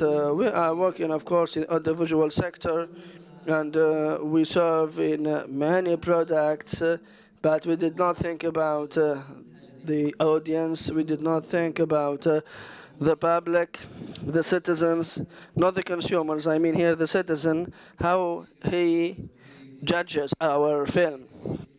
And we discovered that our films have deadline, economic deadline, because within a period of time, the film will end up and at the commercial level. And I'm not cinephilic in any subject of the audiovisual, but I would like to say that the duration of life, the economic deadline, the economic duration of life of the film, of course, will come to an end. And this duration has to be something that we think about in order to extend it, in order to make it longer. And when I produce a film or when I watch a film, it should convey a message to be transmitted to the public. And this is what I think. That is what I think about. For example, if I talk with my brother Zakaria and I speak to him about something, Zakaria will convey that message to someone else.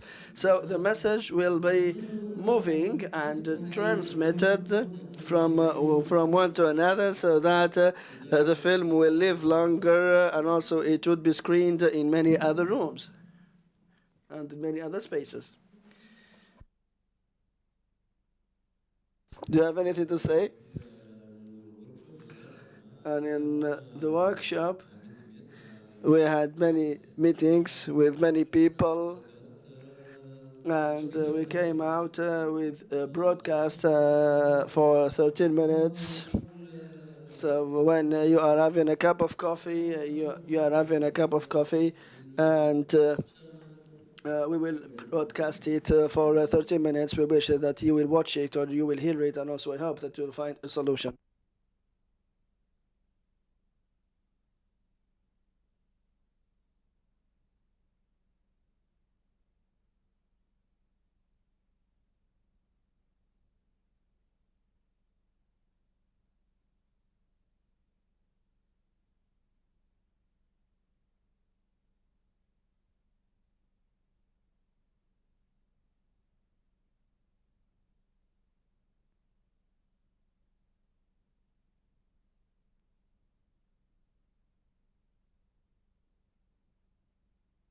You have to convince the Tunisian in order to still dreaming and to look forward to watching films.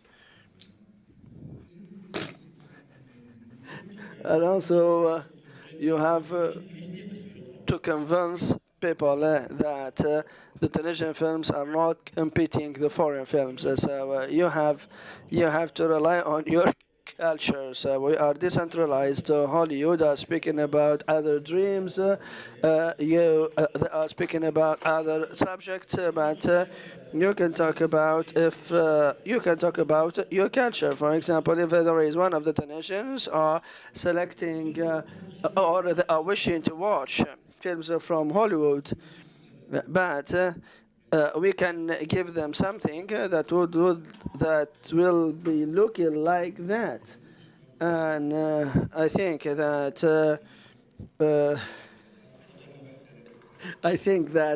you have to know your culture. You have to know your culture, and also you shouldn't break with the films that came out from your society. Then, after that, you have to think about the photographic content. The problem is that we are not addressing the real problem. What is the real problem then?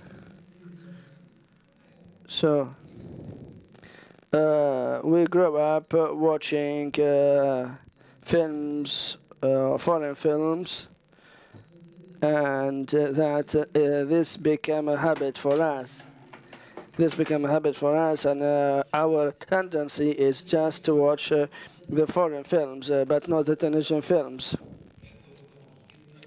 And also, even if you are a filmmaker, you will be influenced, impacted by the films that you have watched since your childhood. And we are not, as we said, we are not competing the foreign films.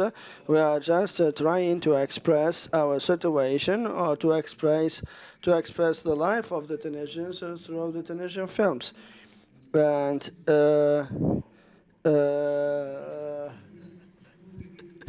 and also we want to make the filmmaking prosperous in Tunisia,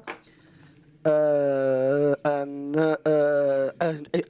even if you can have many other participants with you, so that they contribute to that, they contribute to the problem solving. And as I said, to cut with that habit, because we are familiar since our childhood to watch the foreign films, and also a specific style of film. And this style is not it's not our Tunisian style. So we have to focus on the Tunisian style, and also we have to get people familiar with the Tunisian cinema.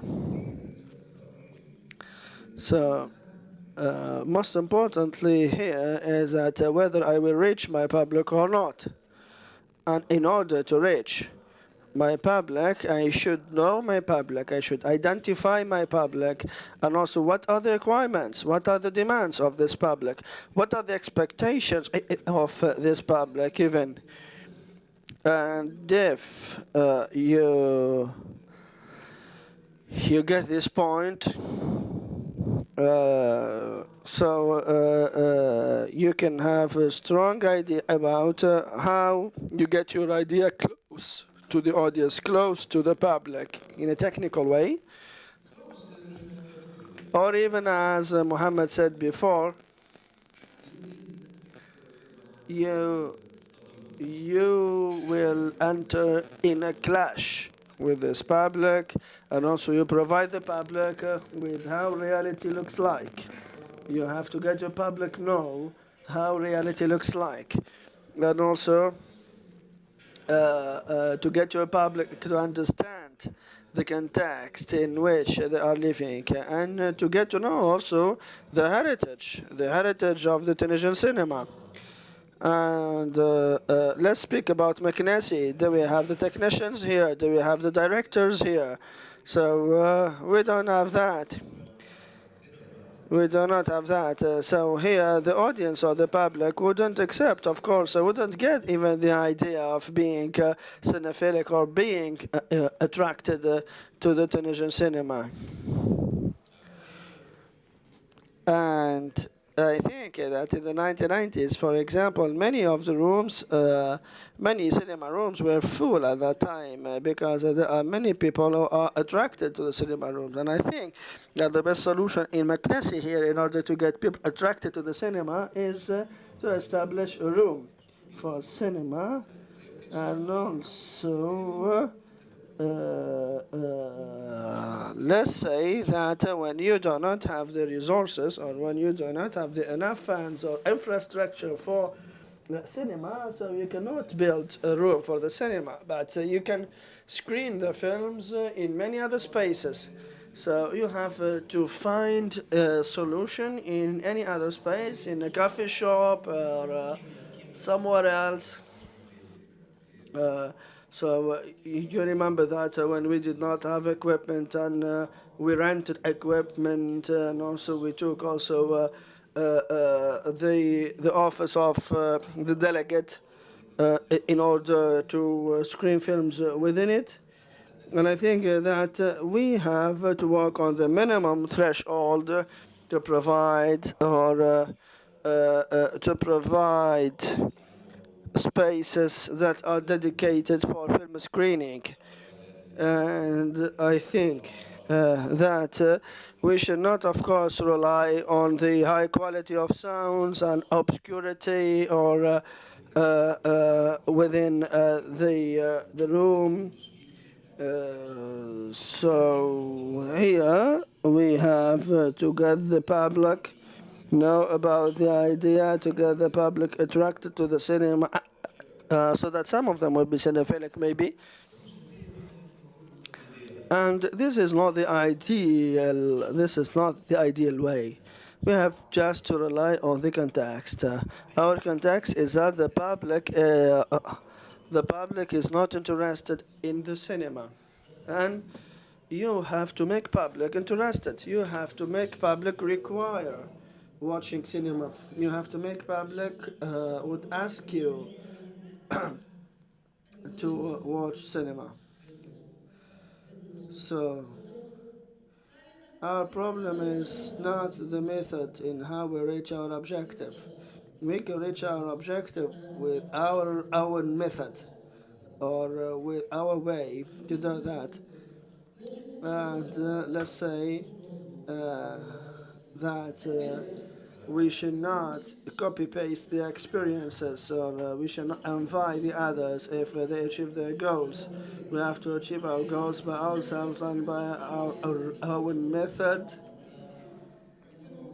And also, maybe you can familiarize yourselves with other experiences, with other successful stories, but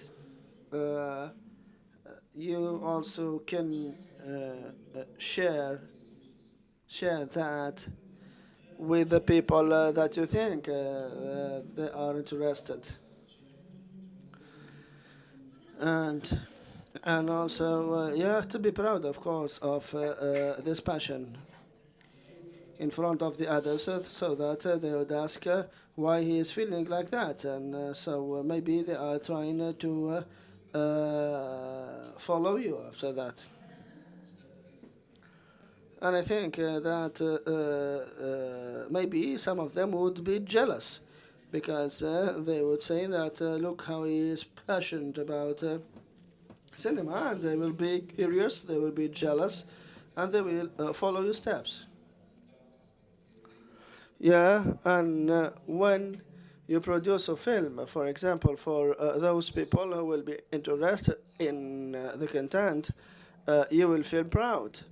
And let's say, for example, if you produce a film about the coffee shops and also the life within the coffee shops, this would lead us to go to large audience. But let's speak about another thing other than the direction of films. So we can have workshops for the children even, and children can watch the films, and after that they will feel it. So maybe that you are not too creative in your films, but you can provide for your film in another way, in a different way than the others, that would attract more audience. So you have to change something. You have to change something that the public or the audience has to find something different in your films. And as two speaking at the same time, sorry. So here you should not project the other experience and try to create your own. So you have just to take what would represent an advantage for you. And we in the southern cities, how can we speak about our cinema culture? I think that the first solution is to write scenarios based on the Tunisian films that you watched. So when you watch the Tunisian films, you cannot watch it as a consumer, but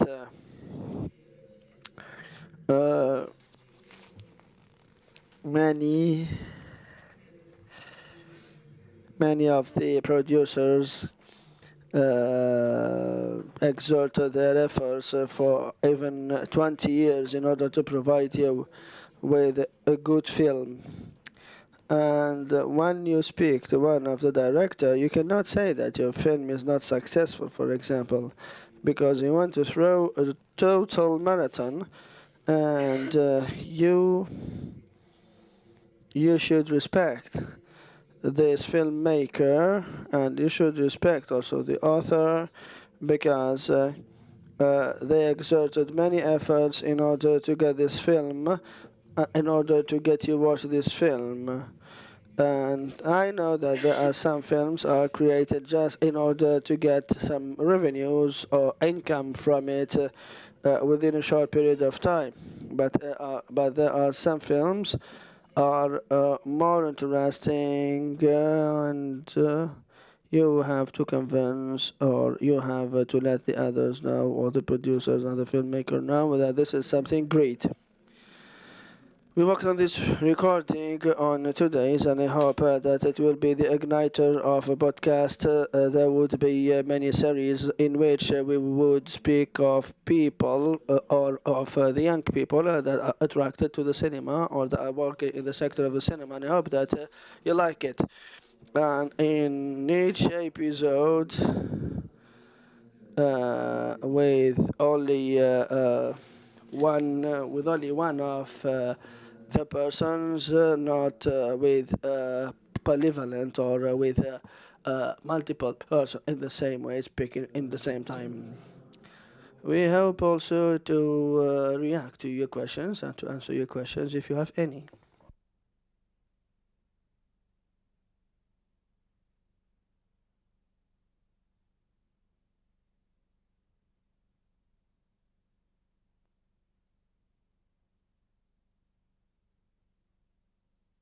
As a beginning, this is good, of course, because we felt that there is a good atmosphere. But there are 2 points that I would like to highlight and react on it. As there are some contradictions that you highlighted between the North and the South. So the cinema which is produced in the North is not dominating. There are some films that are made in the North and within the same circumstances as the films are produced in the South. And also there are films produced in the South that are made in a different way that can be imitating the Northern films. And also, you mentioned that some of the directors are thinking that they are in a competition, and so let's not speak about that. But when we had the panel, you mentioned that you'd like to find yourself in your film, for example, or that the public would find himself, or but in order to make a film, I think that also you have to express yourself. I think you have to find yourself in your film before the audience would find themselves in your film. And also you have to be honest, rely on the credibility. And you said that. This is very good. And I think that there is an equation here between me and him or me and her.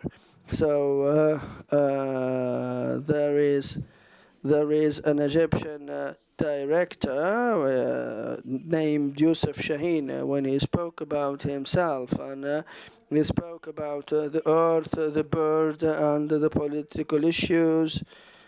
I think that at that time it was good, but after that, when he spoke about himself individually within and also his role within these topics, I think his films did not go well. And also there is another thing related to the aesthetics and the technique, as you mentioned it as synonyms. So here I think that your film can be good to watch without being shining to all the eyes. I don't know whether you watched Iranian film Beske Razostai. There is no image effects. Those image effects that would be shining to your eyes. But there is a scene when the father get closer to his son, for example, and this scene maybe is the only scene which was shining. These are the points that I wanted to speak about. Thank you very much for the panel and for the broadcast. Thank you very much, and we hope that you will watch also the film that we made after that in order to understand each other in a better way. I think the time is up for my panel. I hope that we mentioned all the points and we addressed all the points. And if you have any other question, Mrs. Kumar, yes, please. I would like to thank you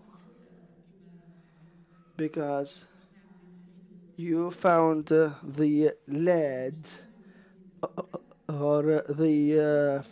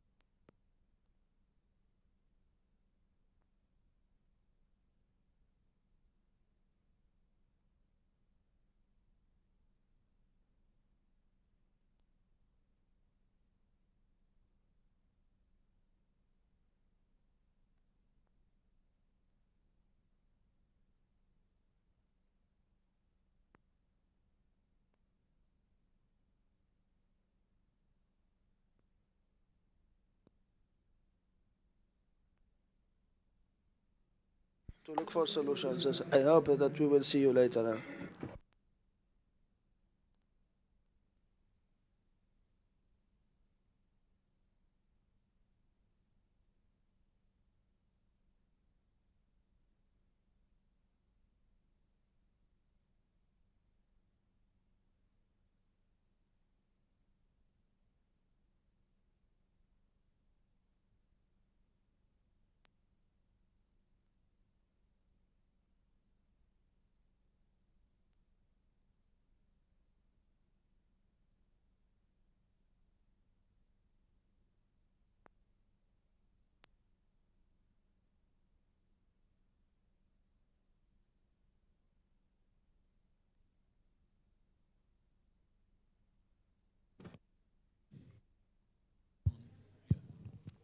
Thank you so much. for sharing your moments, your ideas, your practices with us. For the next upcoming panel, we would like to invite the audience to come on stage. So we will change the setting a little bit, and we will arrange the chairs here to come up. We'll, then continue in like 2 minutes. Let's go.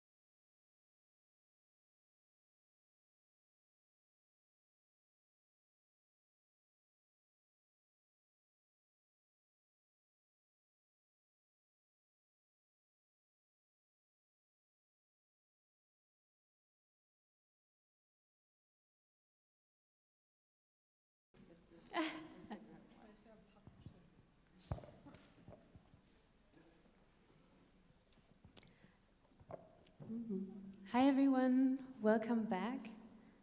I don't want to turn my back on anyone because actually we changed the setting, so we're here sharing the stage now. I'm really happy and excited to welcome the next intervention. We've been speaking a lot about the question of space, about spatiality, physicality, and its relationship to cinema.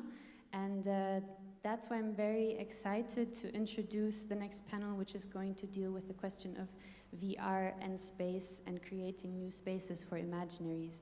And who would we be better to convene this panel than Ayman Kharbi, who is an architect and a curator. He is the head of the international light art project called Interference in the Medina of Tunis, which looks into the dialogue of contemporary art and cultural heritage in the Medina of Tunis. It's a great festival. If anybody is in Tunis around that time, I highly recommend it. I'm happy to hand over to Ayman now.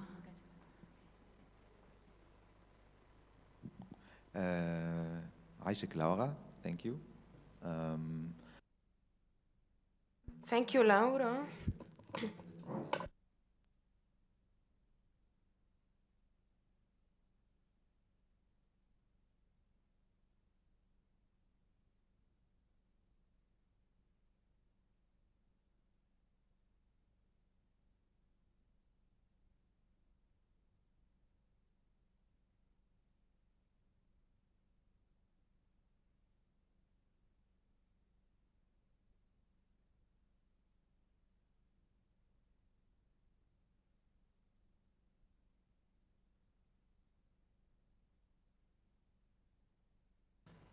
Just speak up if there's any terminology, don't worry.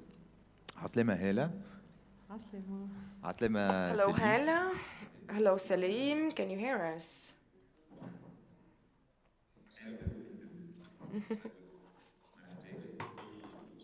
Welcome. مساء الخير جميعا. سليم معنا من دكار، أليس كذلك؟ Yes. So you are wearing short sleeves, huh? You can say so, yes. Salim and Hela now are going to talk to us about the aspect of the virtuality through their project. In the human history, we have a little time. We started talking about the question of the virtuality versus the physical reality and the virtual reality. And this is coming through new technologies that we created as humans. I think that maybe we can agree that we have a lot as humans. We have been creating as humans new technologies from writing since 5,000 years ago, and as a solutions 500,000 years ago, we are creating solutions to all different problematics, and this solution and these technologies are creating new problems and creating new spaces. And throughout history, we had people who are avant-garde that started experimenting with these technologies, and there were always questions. Are these technologies a solution, or are these technologies just compensating for things we did not find solutions for? Now we're going to start with Hela.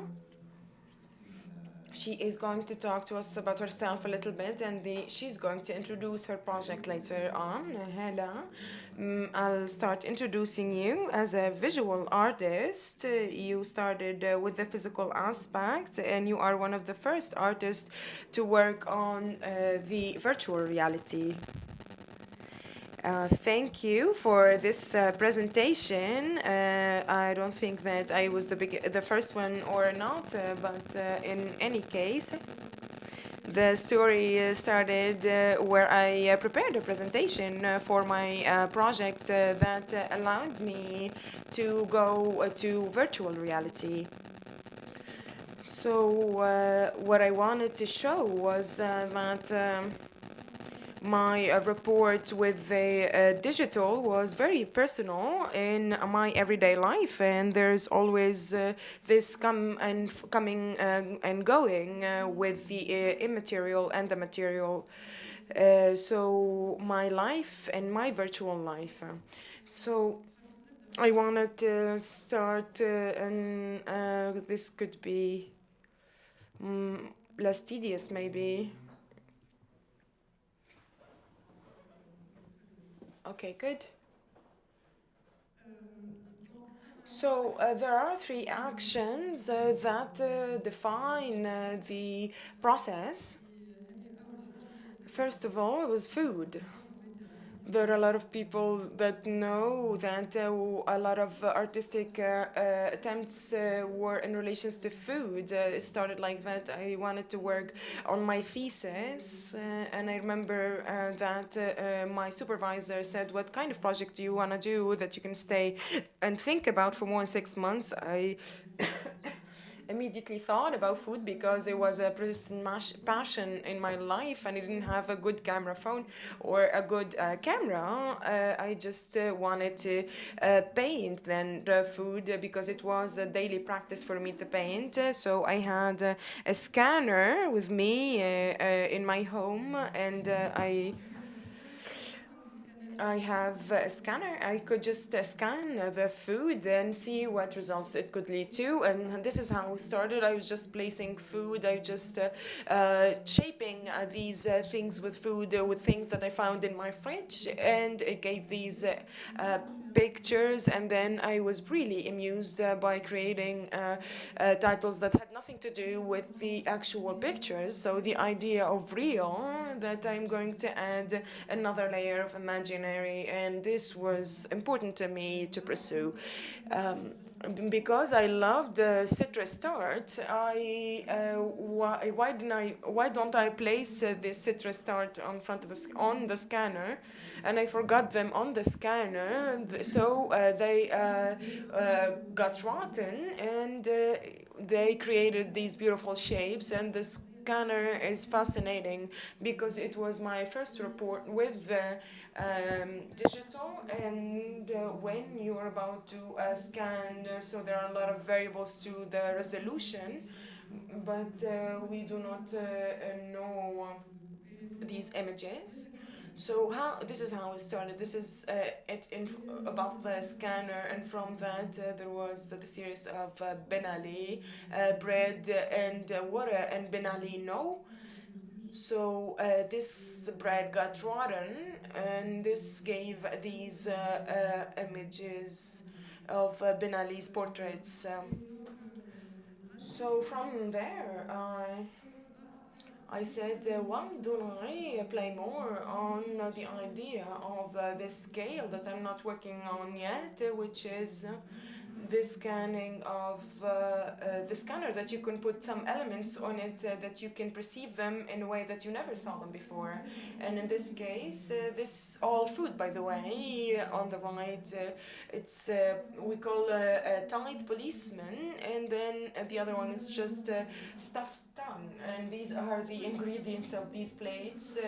You can zoom in and you can go into the grains of the recipe, and I found that this was fascinating, so I went into this. And in parallel, I did when I was walking, I took some photos on my way, and these painting is my obsession of mine, so I started adding stories that I imagined in my head towards these images or these pictures. So here you go. Like it could be this.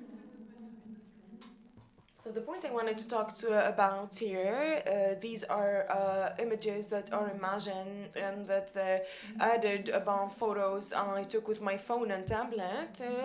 And I think that maybe you should add something imaginary to a real image. This is the layer I'm working on. And this brought me back to my physical aspect, in a sense that the painting I was perceiving this way. It was always a reality added to another reality. So from the digital, it actually impacted my personal and physical practice. And from these, there is a lot of other series of photos, of drawings on pictures. Another relation to the digital was to socialize. It was another connection. It was the behavior of social media networks. So we are still in the we have the secret life of Samantha C, where I followed a person on Facebook. I chose her by chance. Her name was Samantha. I did an exposition on her life. I did not know her, I've never met her, I have no relation to her. I chose her by chance, really, on Facebook, and I was collecting her data. All of the material that I was able to find on the internet, images, videos, locations, because I spent a lot of time on the internet and I got my identity stolen on Facebook because someone pirated my Facebook account. So it was an important thing for me and very interesting aspect on the digital side. And then from this exposition, there were a lot of pictures of Samantha, and above them I added like another layer of drawing of personal interpretation of her personal life. I contacted her 2 weeks before the exhibition to tell her that her life unclassified life is going to be the topic of my exhibition. And then we created a false profile or fake profile, Samantha and I, together. It's called Samantha C. You can see it. It's a Facebook page with a mix of, it's a hybrid person between a real person and in a person, a character that is Samantha C, a fictional character. It was just my interpretation about Samantha's life. So she was answering also on this Facebook page, so it gave something really unique and particular. So the happy end is that I really met Samantha in real life. She's American and she is living in the United States. She is a bar woman. I met her 3 years ago in Switzerland. The emotion was incredible, as if I've known her my whole life. I've never seen her before and had no relation to her whatsoever. But I just knew all of the details about her, and from collecting her data, I knew where she went, I know her friends, so it creating a strange link between us, very immaterial, and that was concretized when we met each other face to face. So we come to the last part here, is meditate. Is the virtual reality project that started by this action of meditating.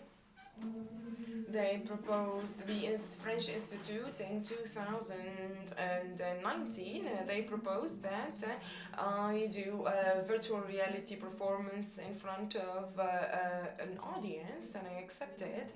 I was in a phase of meditation, full consciousness exploration, body exploration, etc.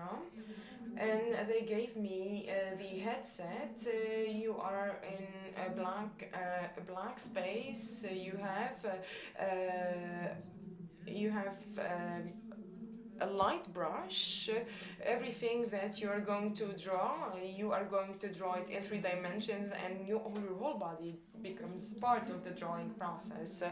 So this is what I do in the virtual reality. This is what I saw in my head when I did meditation sessions, for example, or where I was in states of full consciousness, or where I would go and be in the woods and I feel the connections with real or with nature and insects, mushrooms, etc. This is how it started, and then bit by bit I started doing creating a small graphic universe, but my graphic universe doesn't stop on a painting or on a wall, or it's surrounding me. It is a 360 degrees angle. It's surrounding me. So it's a frenzy of drawings. What is amazing about virtual reality is that there are no limits. We cannot know where the space stops, and it is completely endless and infinite. The same project of virtual reality is a permanent extension, and I can add elements to it, and it's growing bigger and bigger. And what is interesting in the virtual reality project is that exactly that the drawing outside of virtual reality brought me back to my work of drawing on paper and on canvases, and I did it, and it was a coming and going process. What I had, the ideas that I got from the virtual reality headset, I brought them out on canvases. And the report with virtual reality, it made us dive into the artwork as if choosing. Imagine these models here. We are small compared to the space. It was the same feeling I had. Was I felt small inside of this virtual reality, and I can change the scale. In this, I could be like an ant in a very big world, and I can be a giant in a very small world. And I played between two things, and that's a thing that I could not gain physically in any physical experience possible to humans. So if you want to show a small video of 2 minutes that represents this.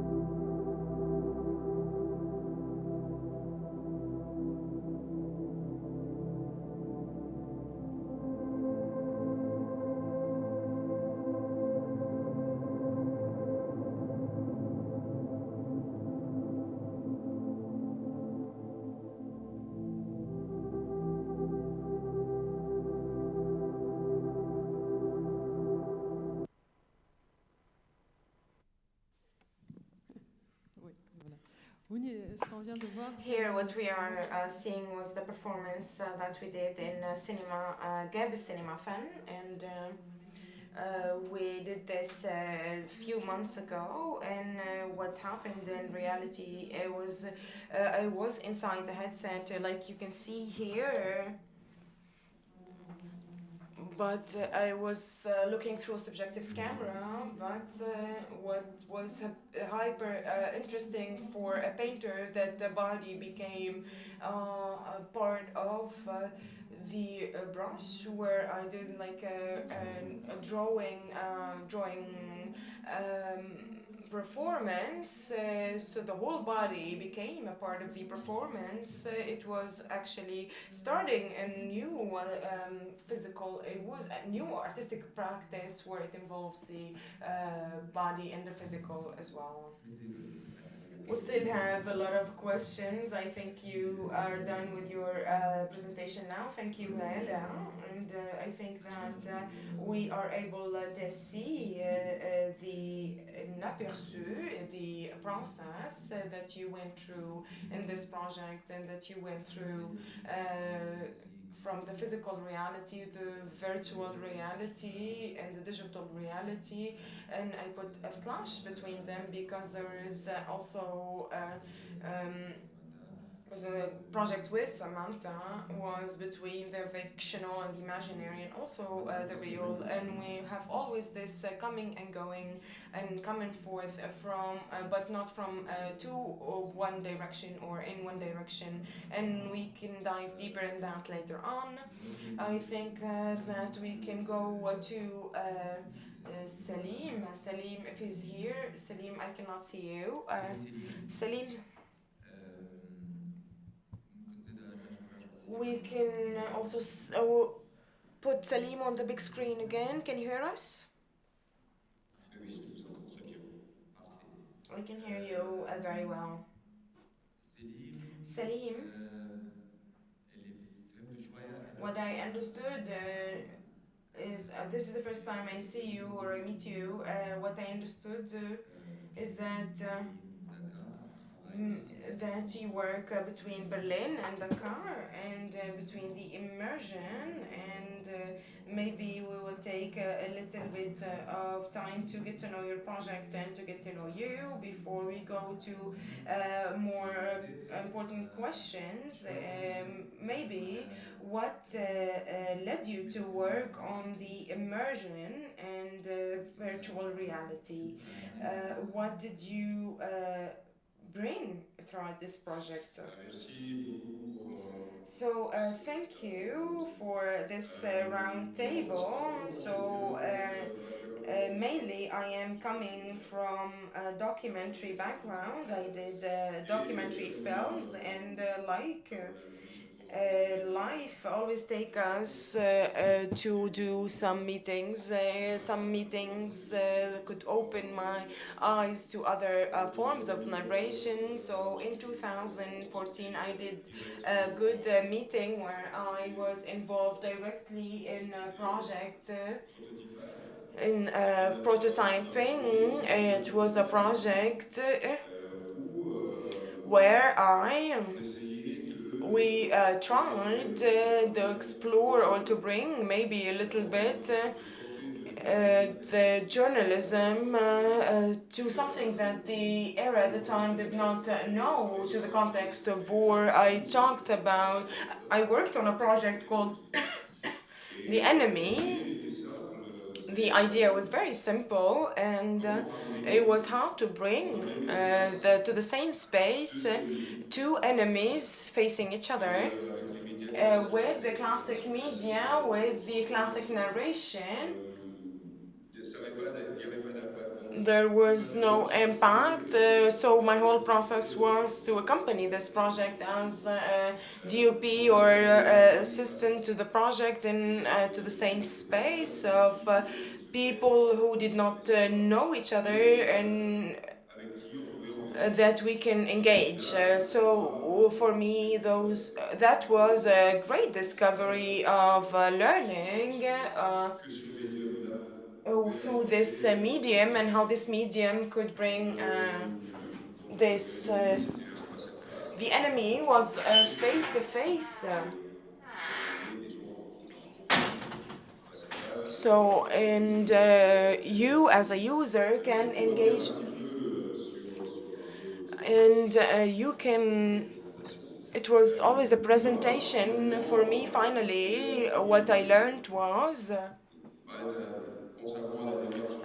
Contrary to the images that she showed, that I thought that it was very interesting, but what I thought was that virtual reality could sometimes bring us to reality, that there are no limits, there could be space to escape, and it could open our exploration intents. So virtual reality would bring us to reality in this sense and could engage us with things that are real. It's not 100% reality, but it's maybe in the other direction. So this was my process in a sense, and after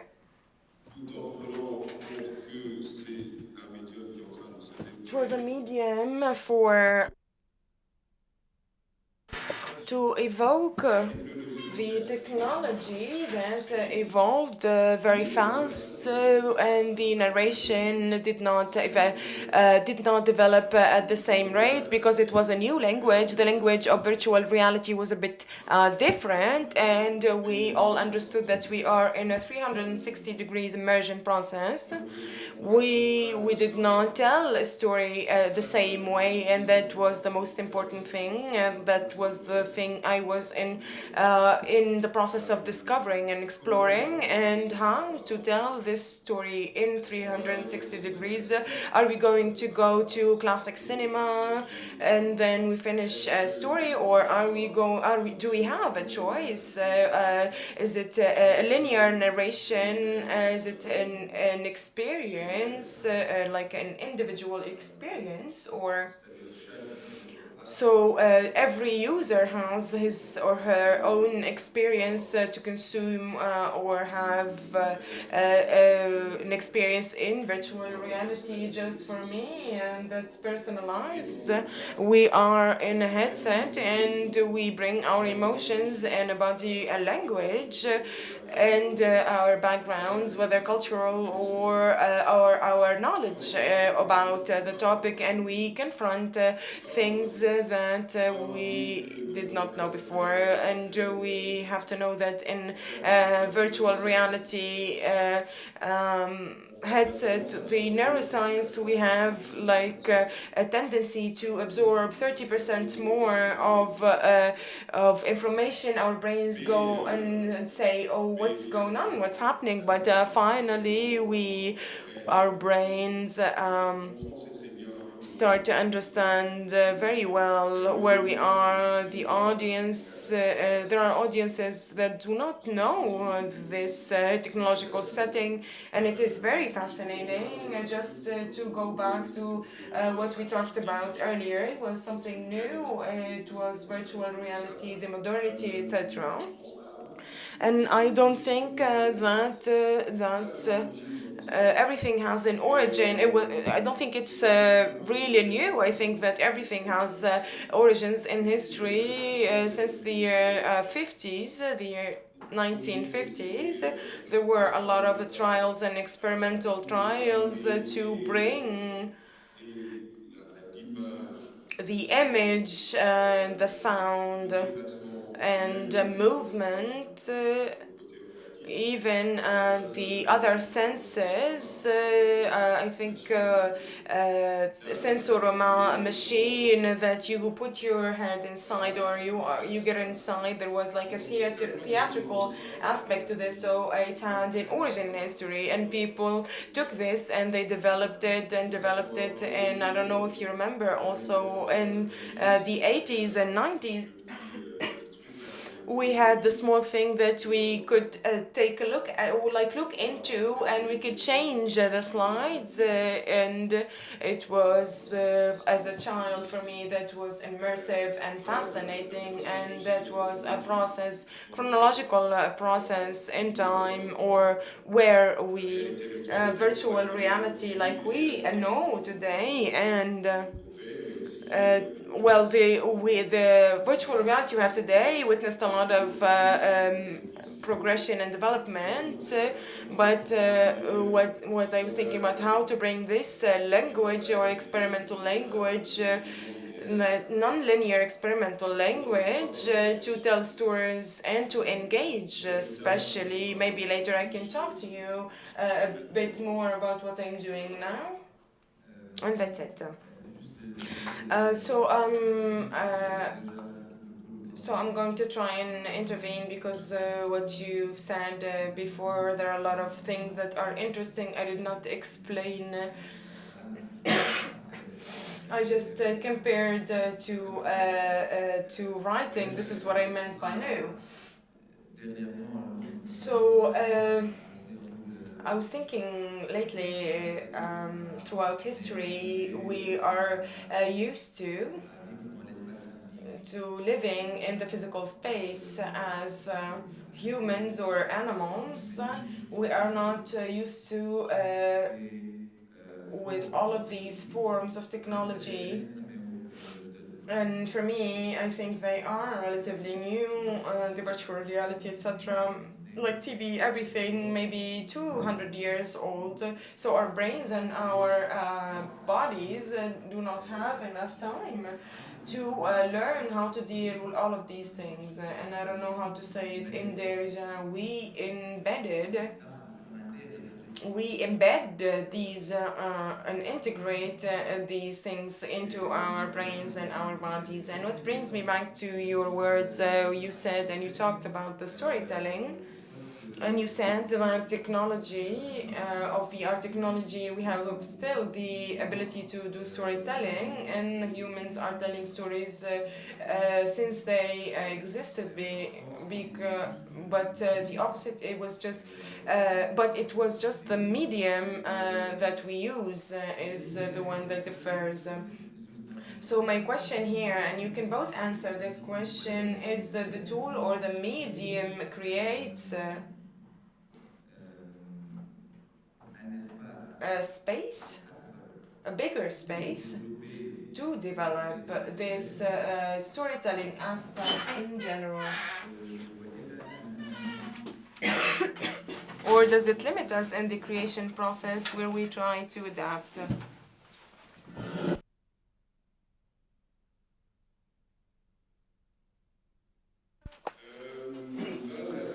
So the answer is in the question, yes and no. Yes, because there is a very important aspect, which is the aspect of access. There is a reality that we maybe are not able to access it, and this medium allows us to access these fantastic things, but it can be everywhere and nowhere at the same time, and no, because everything, like everything, there are limitations, and there are things that are not authentic in this medium. My point of view in regards to this is that we have to justify this medium, I can now tell a story that brings you can tell a story through this medium, but you can bring it to another level of experience and immersion and sensory explosion, body language, imaginary, the senses. Yes, but it's not justified by the usage of virtual reality. It's useless. That might not have a great sense. Because in the 4 or 5 years, the previous years, there were a lot of work that was done and that was good. We are experimenting, but did not work in virtual reality, did not work. They could be entertainment. It's okay to push boundaries with this medium. We always have to find good format of what we have in virtual reality, and we can develop. Yes, I think it is a medium that could help us escape and could allow us to access unknown spaces and known spaces, and I will tell you later about it more, and I think it needs to be justified by this medium another time. like you said, in its early age, so it will develop. So regarding the justification, I will get back to you, Salim, about the virtual reality. The virtual reality, in order to capture 360, I think that with the equipment of the VR, and after that, we can use the virtual reality even with the minimum equipment or the minimum means that we have. But for us, we need to know that the virtual reality is a technique. So like the painting. Like the painting or like the filmmaking, so it is a technique. And so what is the objective of the virtual reality? Whether the virtual reality would achieve the objectives or not, whether we are ready to work with a virtual reality or not. And also why we have to prefer the virtual reality but not the other techniques. And also, I think that the narratives shall be also taken into consideration. But the narration here is transformed because the spectator is not in front of the screen, but he feels himself or herself that he is within the scene. And also, how can you tell the story to someone who is within the scene? And also, whether the story will be linear or will take another way to be conveyed to the spectator. And also, what are the possibilities that you offer to the spectator or to the audience in order to explore this work on the virtual reality? For example, regarding the Cinéryf project, we imaginated 3 modes. The free mode in which he will be circulating within this environment and also discover all the elements by his means. And the second mode is more or less guided mode. So in order to explore some of the objects. And also the third mode is a super guided mode. So the free mode, the semi-guided mode, and also the fully guided mode. And it gives the spectator, by pointing, what are the elements that he has to see, and also what are the elements that he has to focus on. And also we have many manners or many methods through which we can tell the same story. And I think that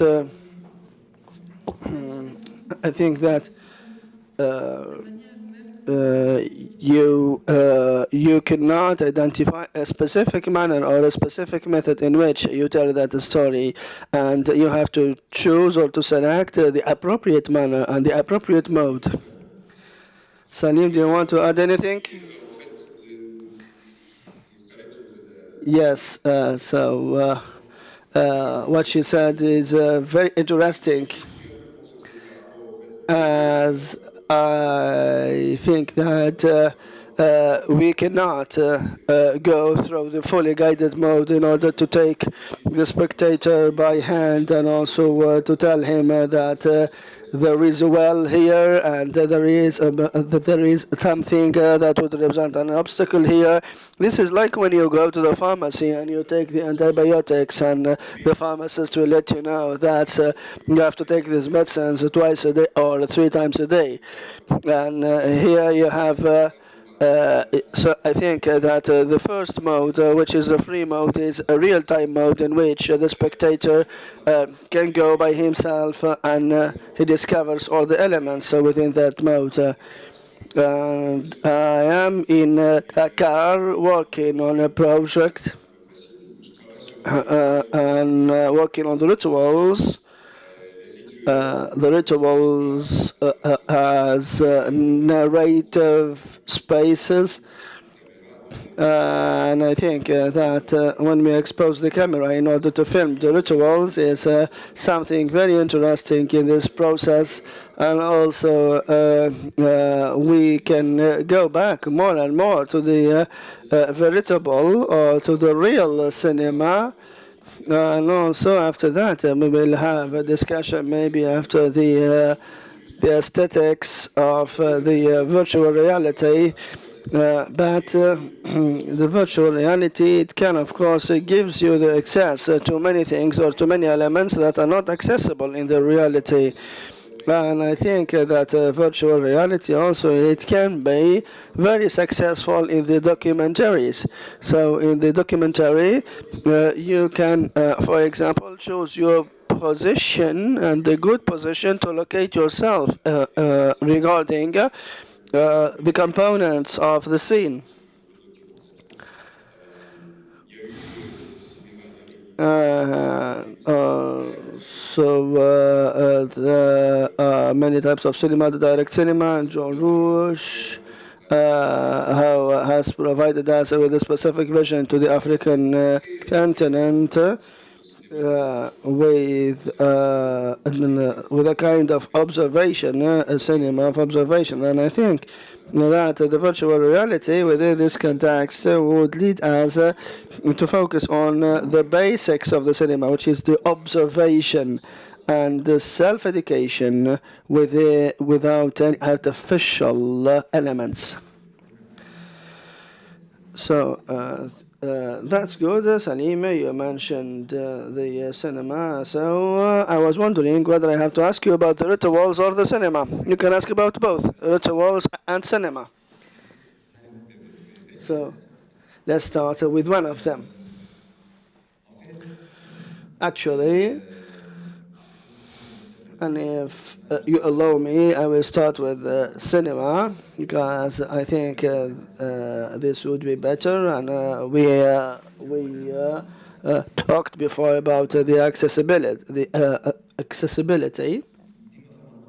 And for me, there is always a question mark here regarding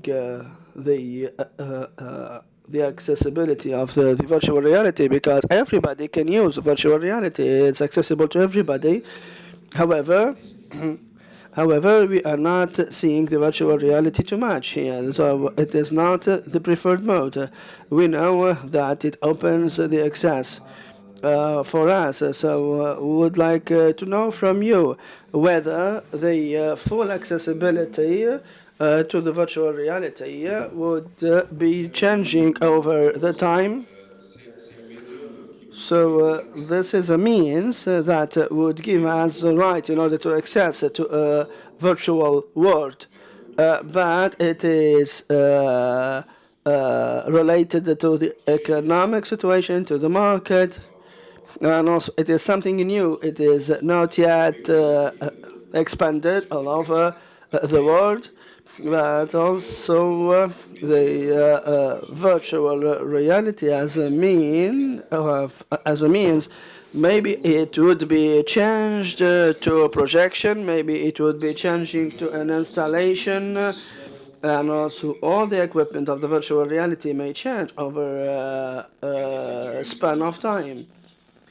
And also there are many studies that are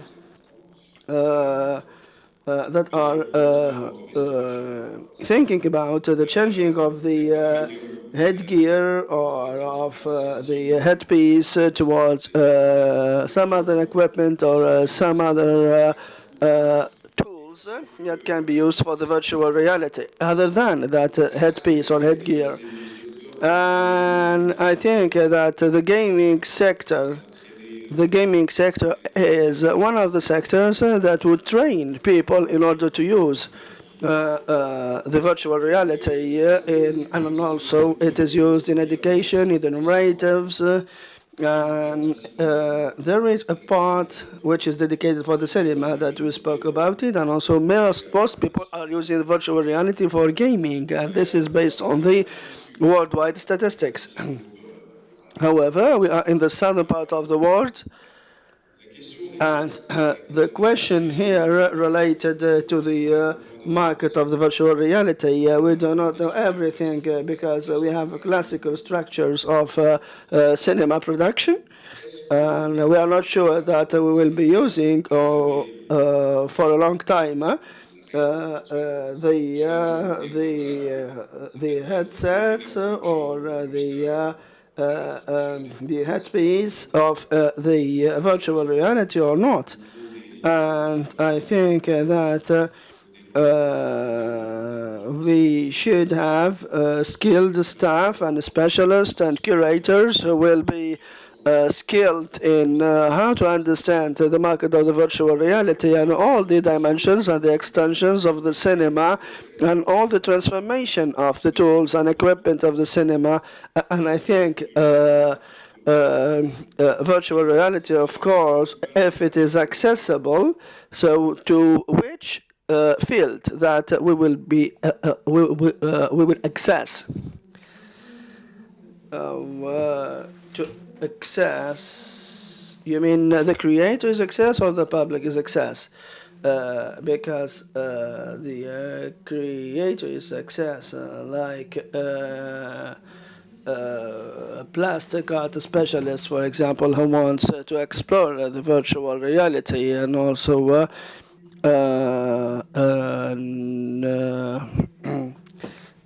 to use some of the drawings developed by Google, for example, in order to buy it by the creator.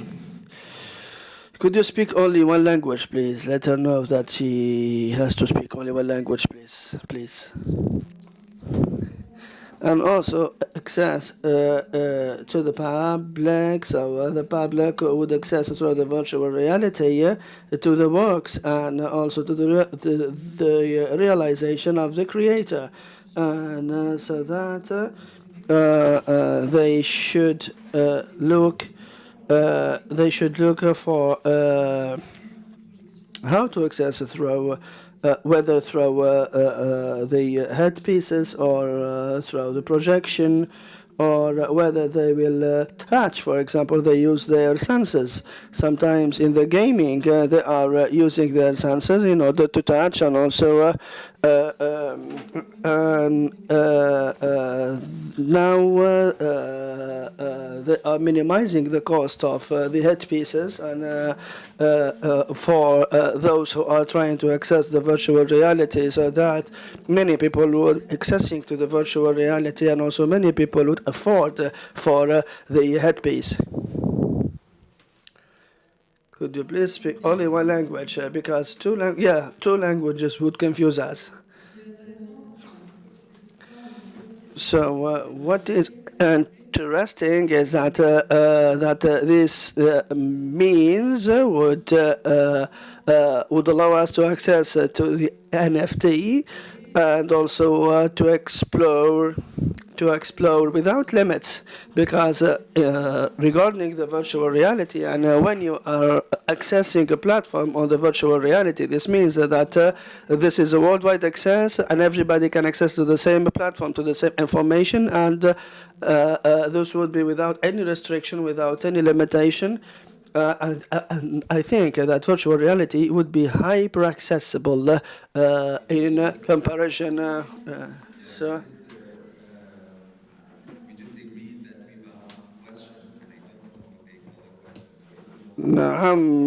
You have a comment, Laura? No, and I would also like to invite the audience to jump in if you have any questions. I think we can open the room. Yes, come on. Wait, I can give my... Oui, alors c'est très... ce que what I heard is very inspiring because this would recall the evolution moments and also evolution of many means of communication and also means of expression. And I think that I would like to jump in here in order to comment on what you have said as you've spoken about the excess and also the range of access or the scope of access, and but you have spoken about the creator's use, and but I would like to focus more and more on the public, not on the creator or the settler, but what the public would aspire when they will be using the virtual reality means. I would like to focus on just the public's experience in using. Through the experience, according to the presentation of the performance of the virtual reality with the headpiece, I think that the public were immersed with such a projection and also the music. And I think that they are feeling themselves as involved. And what we noted that the public were hyperactive in a strange way. And I know that they do not move. They are not making gestures or moving, but they are hyperactive. You can see from their interactions, that they let us know about it after their experience with the virtual reality. And I think that this public said that the experience was incredible, unbelievable. It was amazing, and also they were put in the shoes. Let's say I would like to borrow the expression that they were put in the shoes of the experience, and I think that we can think about other people in order to be subject to the experience of the virtual reality, because the first people are those who are visitors of the gallery.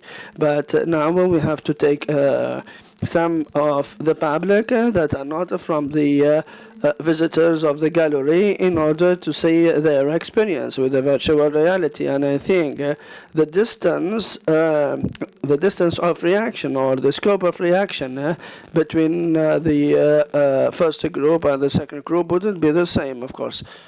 And I think that this, of course, would be hyper accessible, as you said, in order to experiment it on many groups. Thank you. This is a very good question. Thank you very much because you focused on the audience.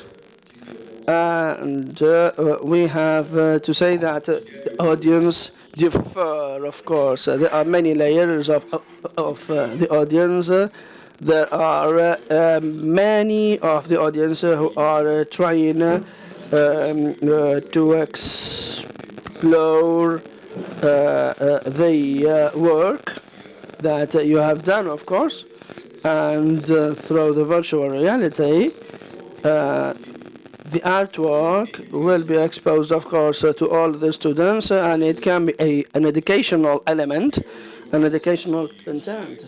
This means that the audience will consume and also will use this virtual reality in a pedagogical way, so that this may have good impact and it will be effective. And I think that may be something in the history. For example, if they will be feeling that they are within the pyramids and they will watch the pyramids, and also they will watch the scene in the virtual reality rather than reading a book for 300 pages. I think so that there is a group of audience that would go with further steps in this educational purpose. And also there are many different contents of the virtual reality in the medical sector, that because the medical sectors medical users can also benefit from it according to the scientific researchers, and regardless of the phobia also, because there are some people who have phobia from the virtual reality. And after that, if we speak about audience or users, they should adapt themselves to the technology, or they have to get back to the history. So for me, when I showed my prototype in Europe, there is always feedback from the audience. So how did you make this, and how did you came through that? And when I showed them the prototype of southern cities, they did not ask me about the technology, and they were directly involved in that. And I think this was fantastic, because we can make the difference between the audience, and also which is very interesting for the means itself, or for the media itself. Thank you very much, because this is very interesting when we see those both processes. And for me, we can talk from an economic point of view, as the artist, as Hela said, that this is hyper interesting, or very interesting, but this is an extension of the imagination that would open a world which is possible in the practical life, and that Salim said that the virtual reality is also a possibility in order to tackle all the subjects in the educational sector, and also we have to focus on the narratives in the virtual reality, and also the heritage of the direct cinema in the practicing the virtual reality. And I think that you worked with Mr. Karim Ben Khalifa as your assistant, and I admired your work together with Karim. And I went to the hotspots in the war zones. I went to the war zones in those spots, and I think that I found there is frustration that the text and the photos that are illustrated in the newspapers did not express what I have lived in the hotspots. And I think that virtual reality would express more what I have lived, and also what I would like to express. And I think that we have to pave the way for the possibility that everybody will give his or her narratives. And I think that when we tell those stories through the virtual reality, this would be more expressive. And this is an enormous opening to the real world and to the real sensations and feelings through those narratives. Because when we read this in photos and the articles, we feel frustrated.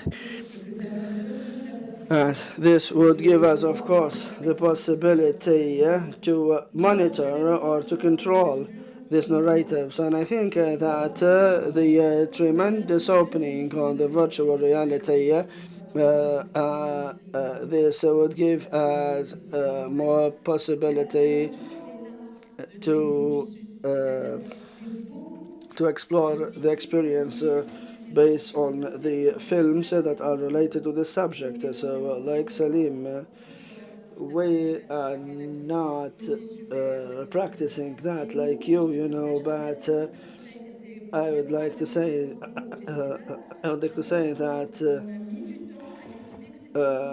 we took a long time in order to decide that this section is like the cinema section and also the video section.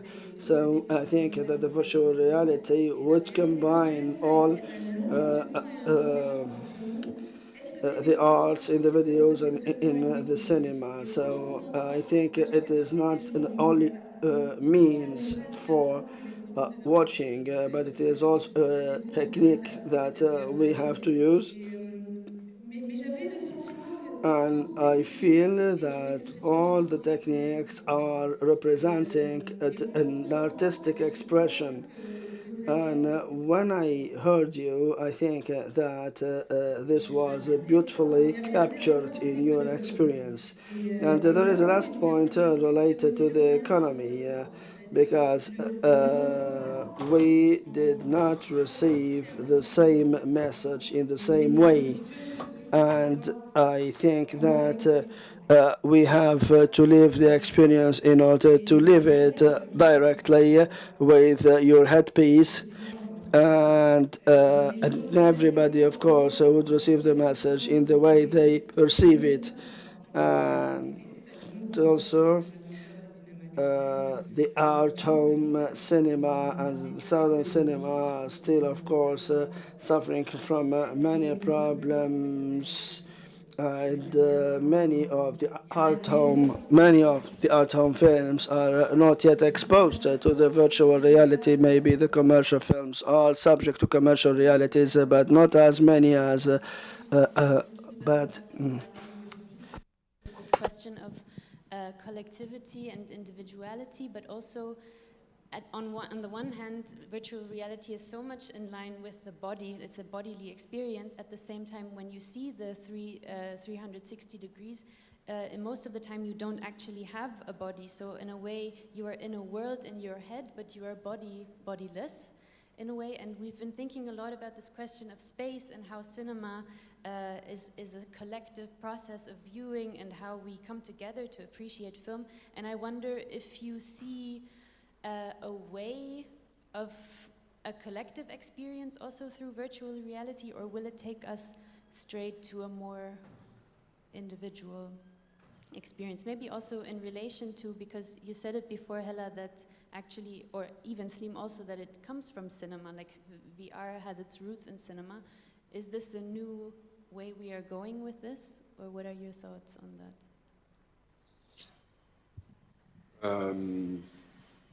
Merci, Laura. C'est une très bonne question. Thank you, Laura. This is a very good question. And I think that there are collective forms of how we will live the virtual reality, which is VR cinema. So we have many trials in which that we get together with many other people, and also we put the headpiece together, and finally in the subconsciousness we think that this is a collective experience. But of course, I think that with this experience, we feel about solidarity, we feel about unique experience. However, I think that this is a setup within 200 square meters with multi-users. And technologically, so you can see an avatar near you, and I think the avatar is the person who is near you. So there are many small avatars, many 3D avatars near you. And if I want to think out about one language, please. And if you go to a cinema, real room cinema, for example, and you take your popcorn and you will be watching the film, so you'll be just focusing on the screen. And also, you can think about this film individually if you are not accompanied by someone else in order to watch with you. But I think the virtual, also in the virtual reality, I think it can be explored also. We can live also a collective experiment or a collective experience. So evolution of the headpieces can be advanced also after that in order to integrate people together.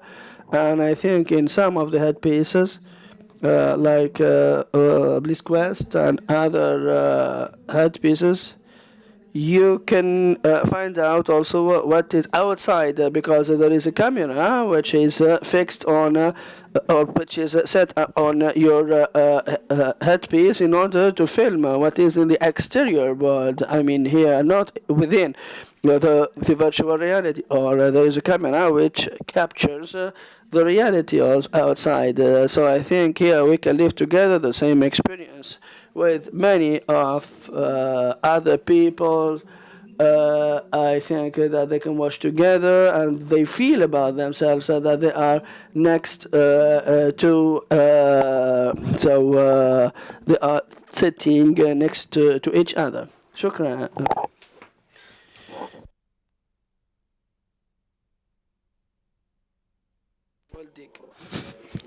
I would like to highlight back also one point that you spoke about it, Fatma, that it is related to the breakthrough resulted from this medium or this media. So from a traditional point of view, there is always dependence of tropism. So we are just following the northern world, and that the northern world is the leader, and it gives us what are the means that we have to use. But I think virtual reality now has broken this vision or has broken this concept because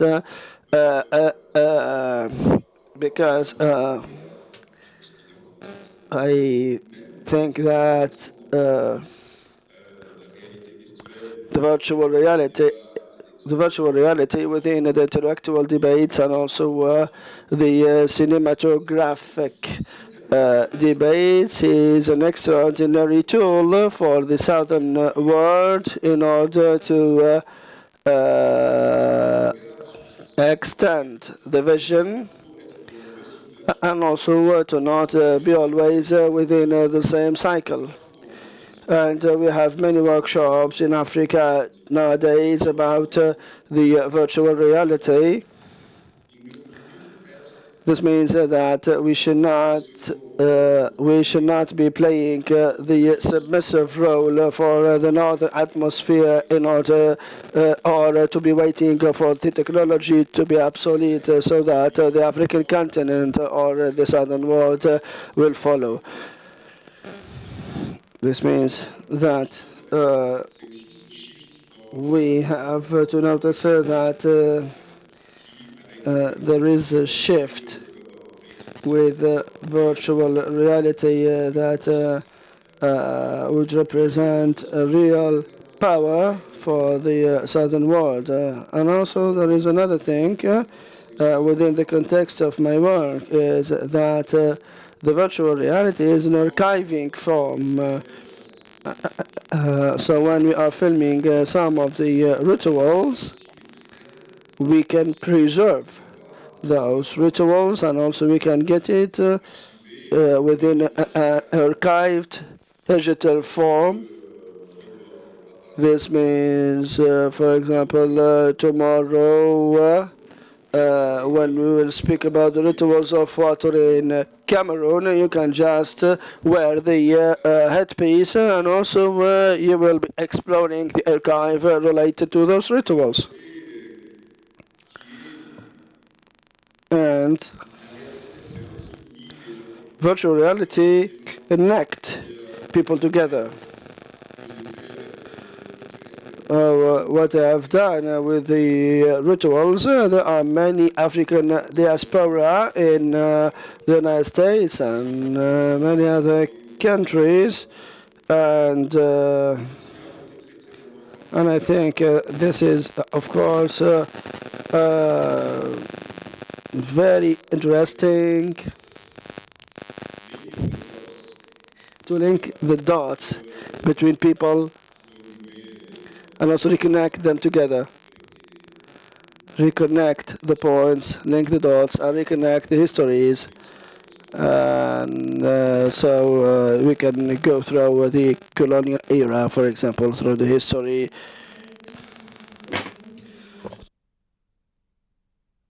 Also, rituals are understood as technologies themselves. So I think that's a great... Yeah.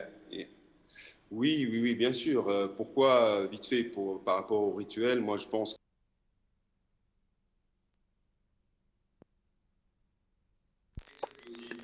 And I think that these are a kind of extraordinary forms regarding the audio, regarding the image, and also performance which is well grounded. And also it will gives us or would allow us to see the reality from another point of view. And we need to understand it more and more.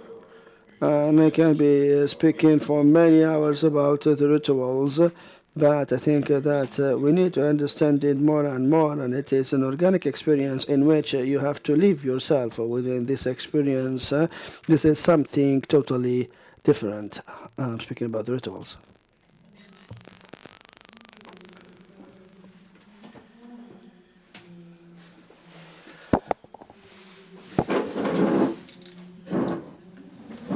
We talked about virtual reality between us, but if we didn't test it, it's complicated to test. And I think tomorrow I'm going to invite you for a demonstration. If I bring the equipment and we can try it, and that will make it a bit more concrete. And I know that it's not abstract. You have to try in order to understand. So tomorrow, I don't know what time, but I will bring it for sure. سنقوم ب If you have any questions left,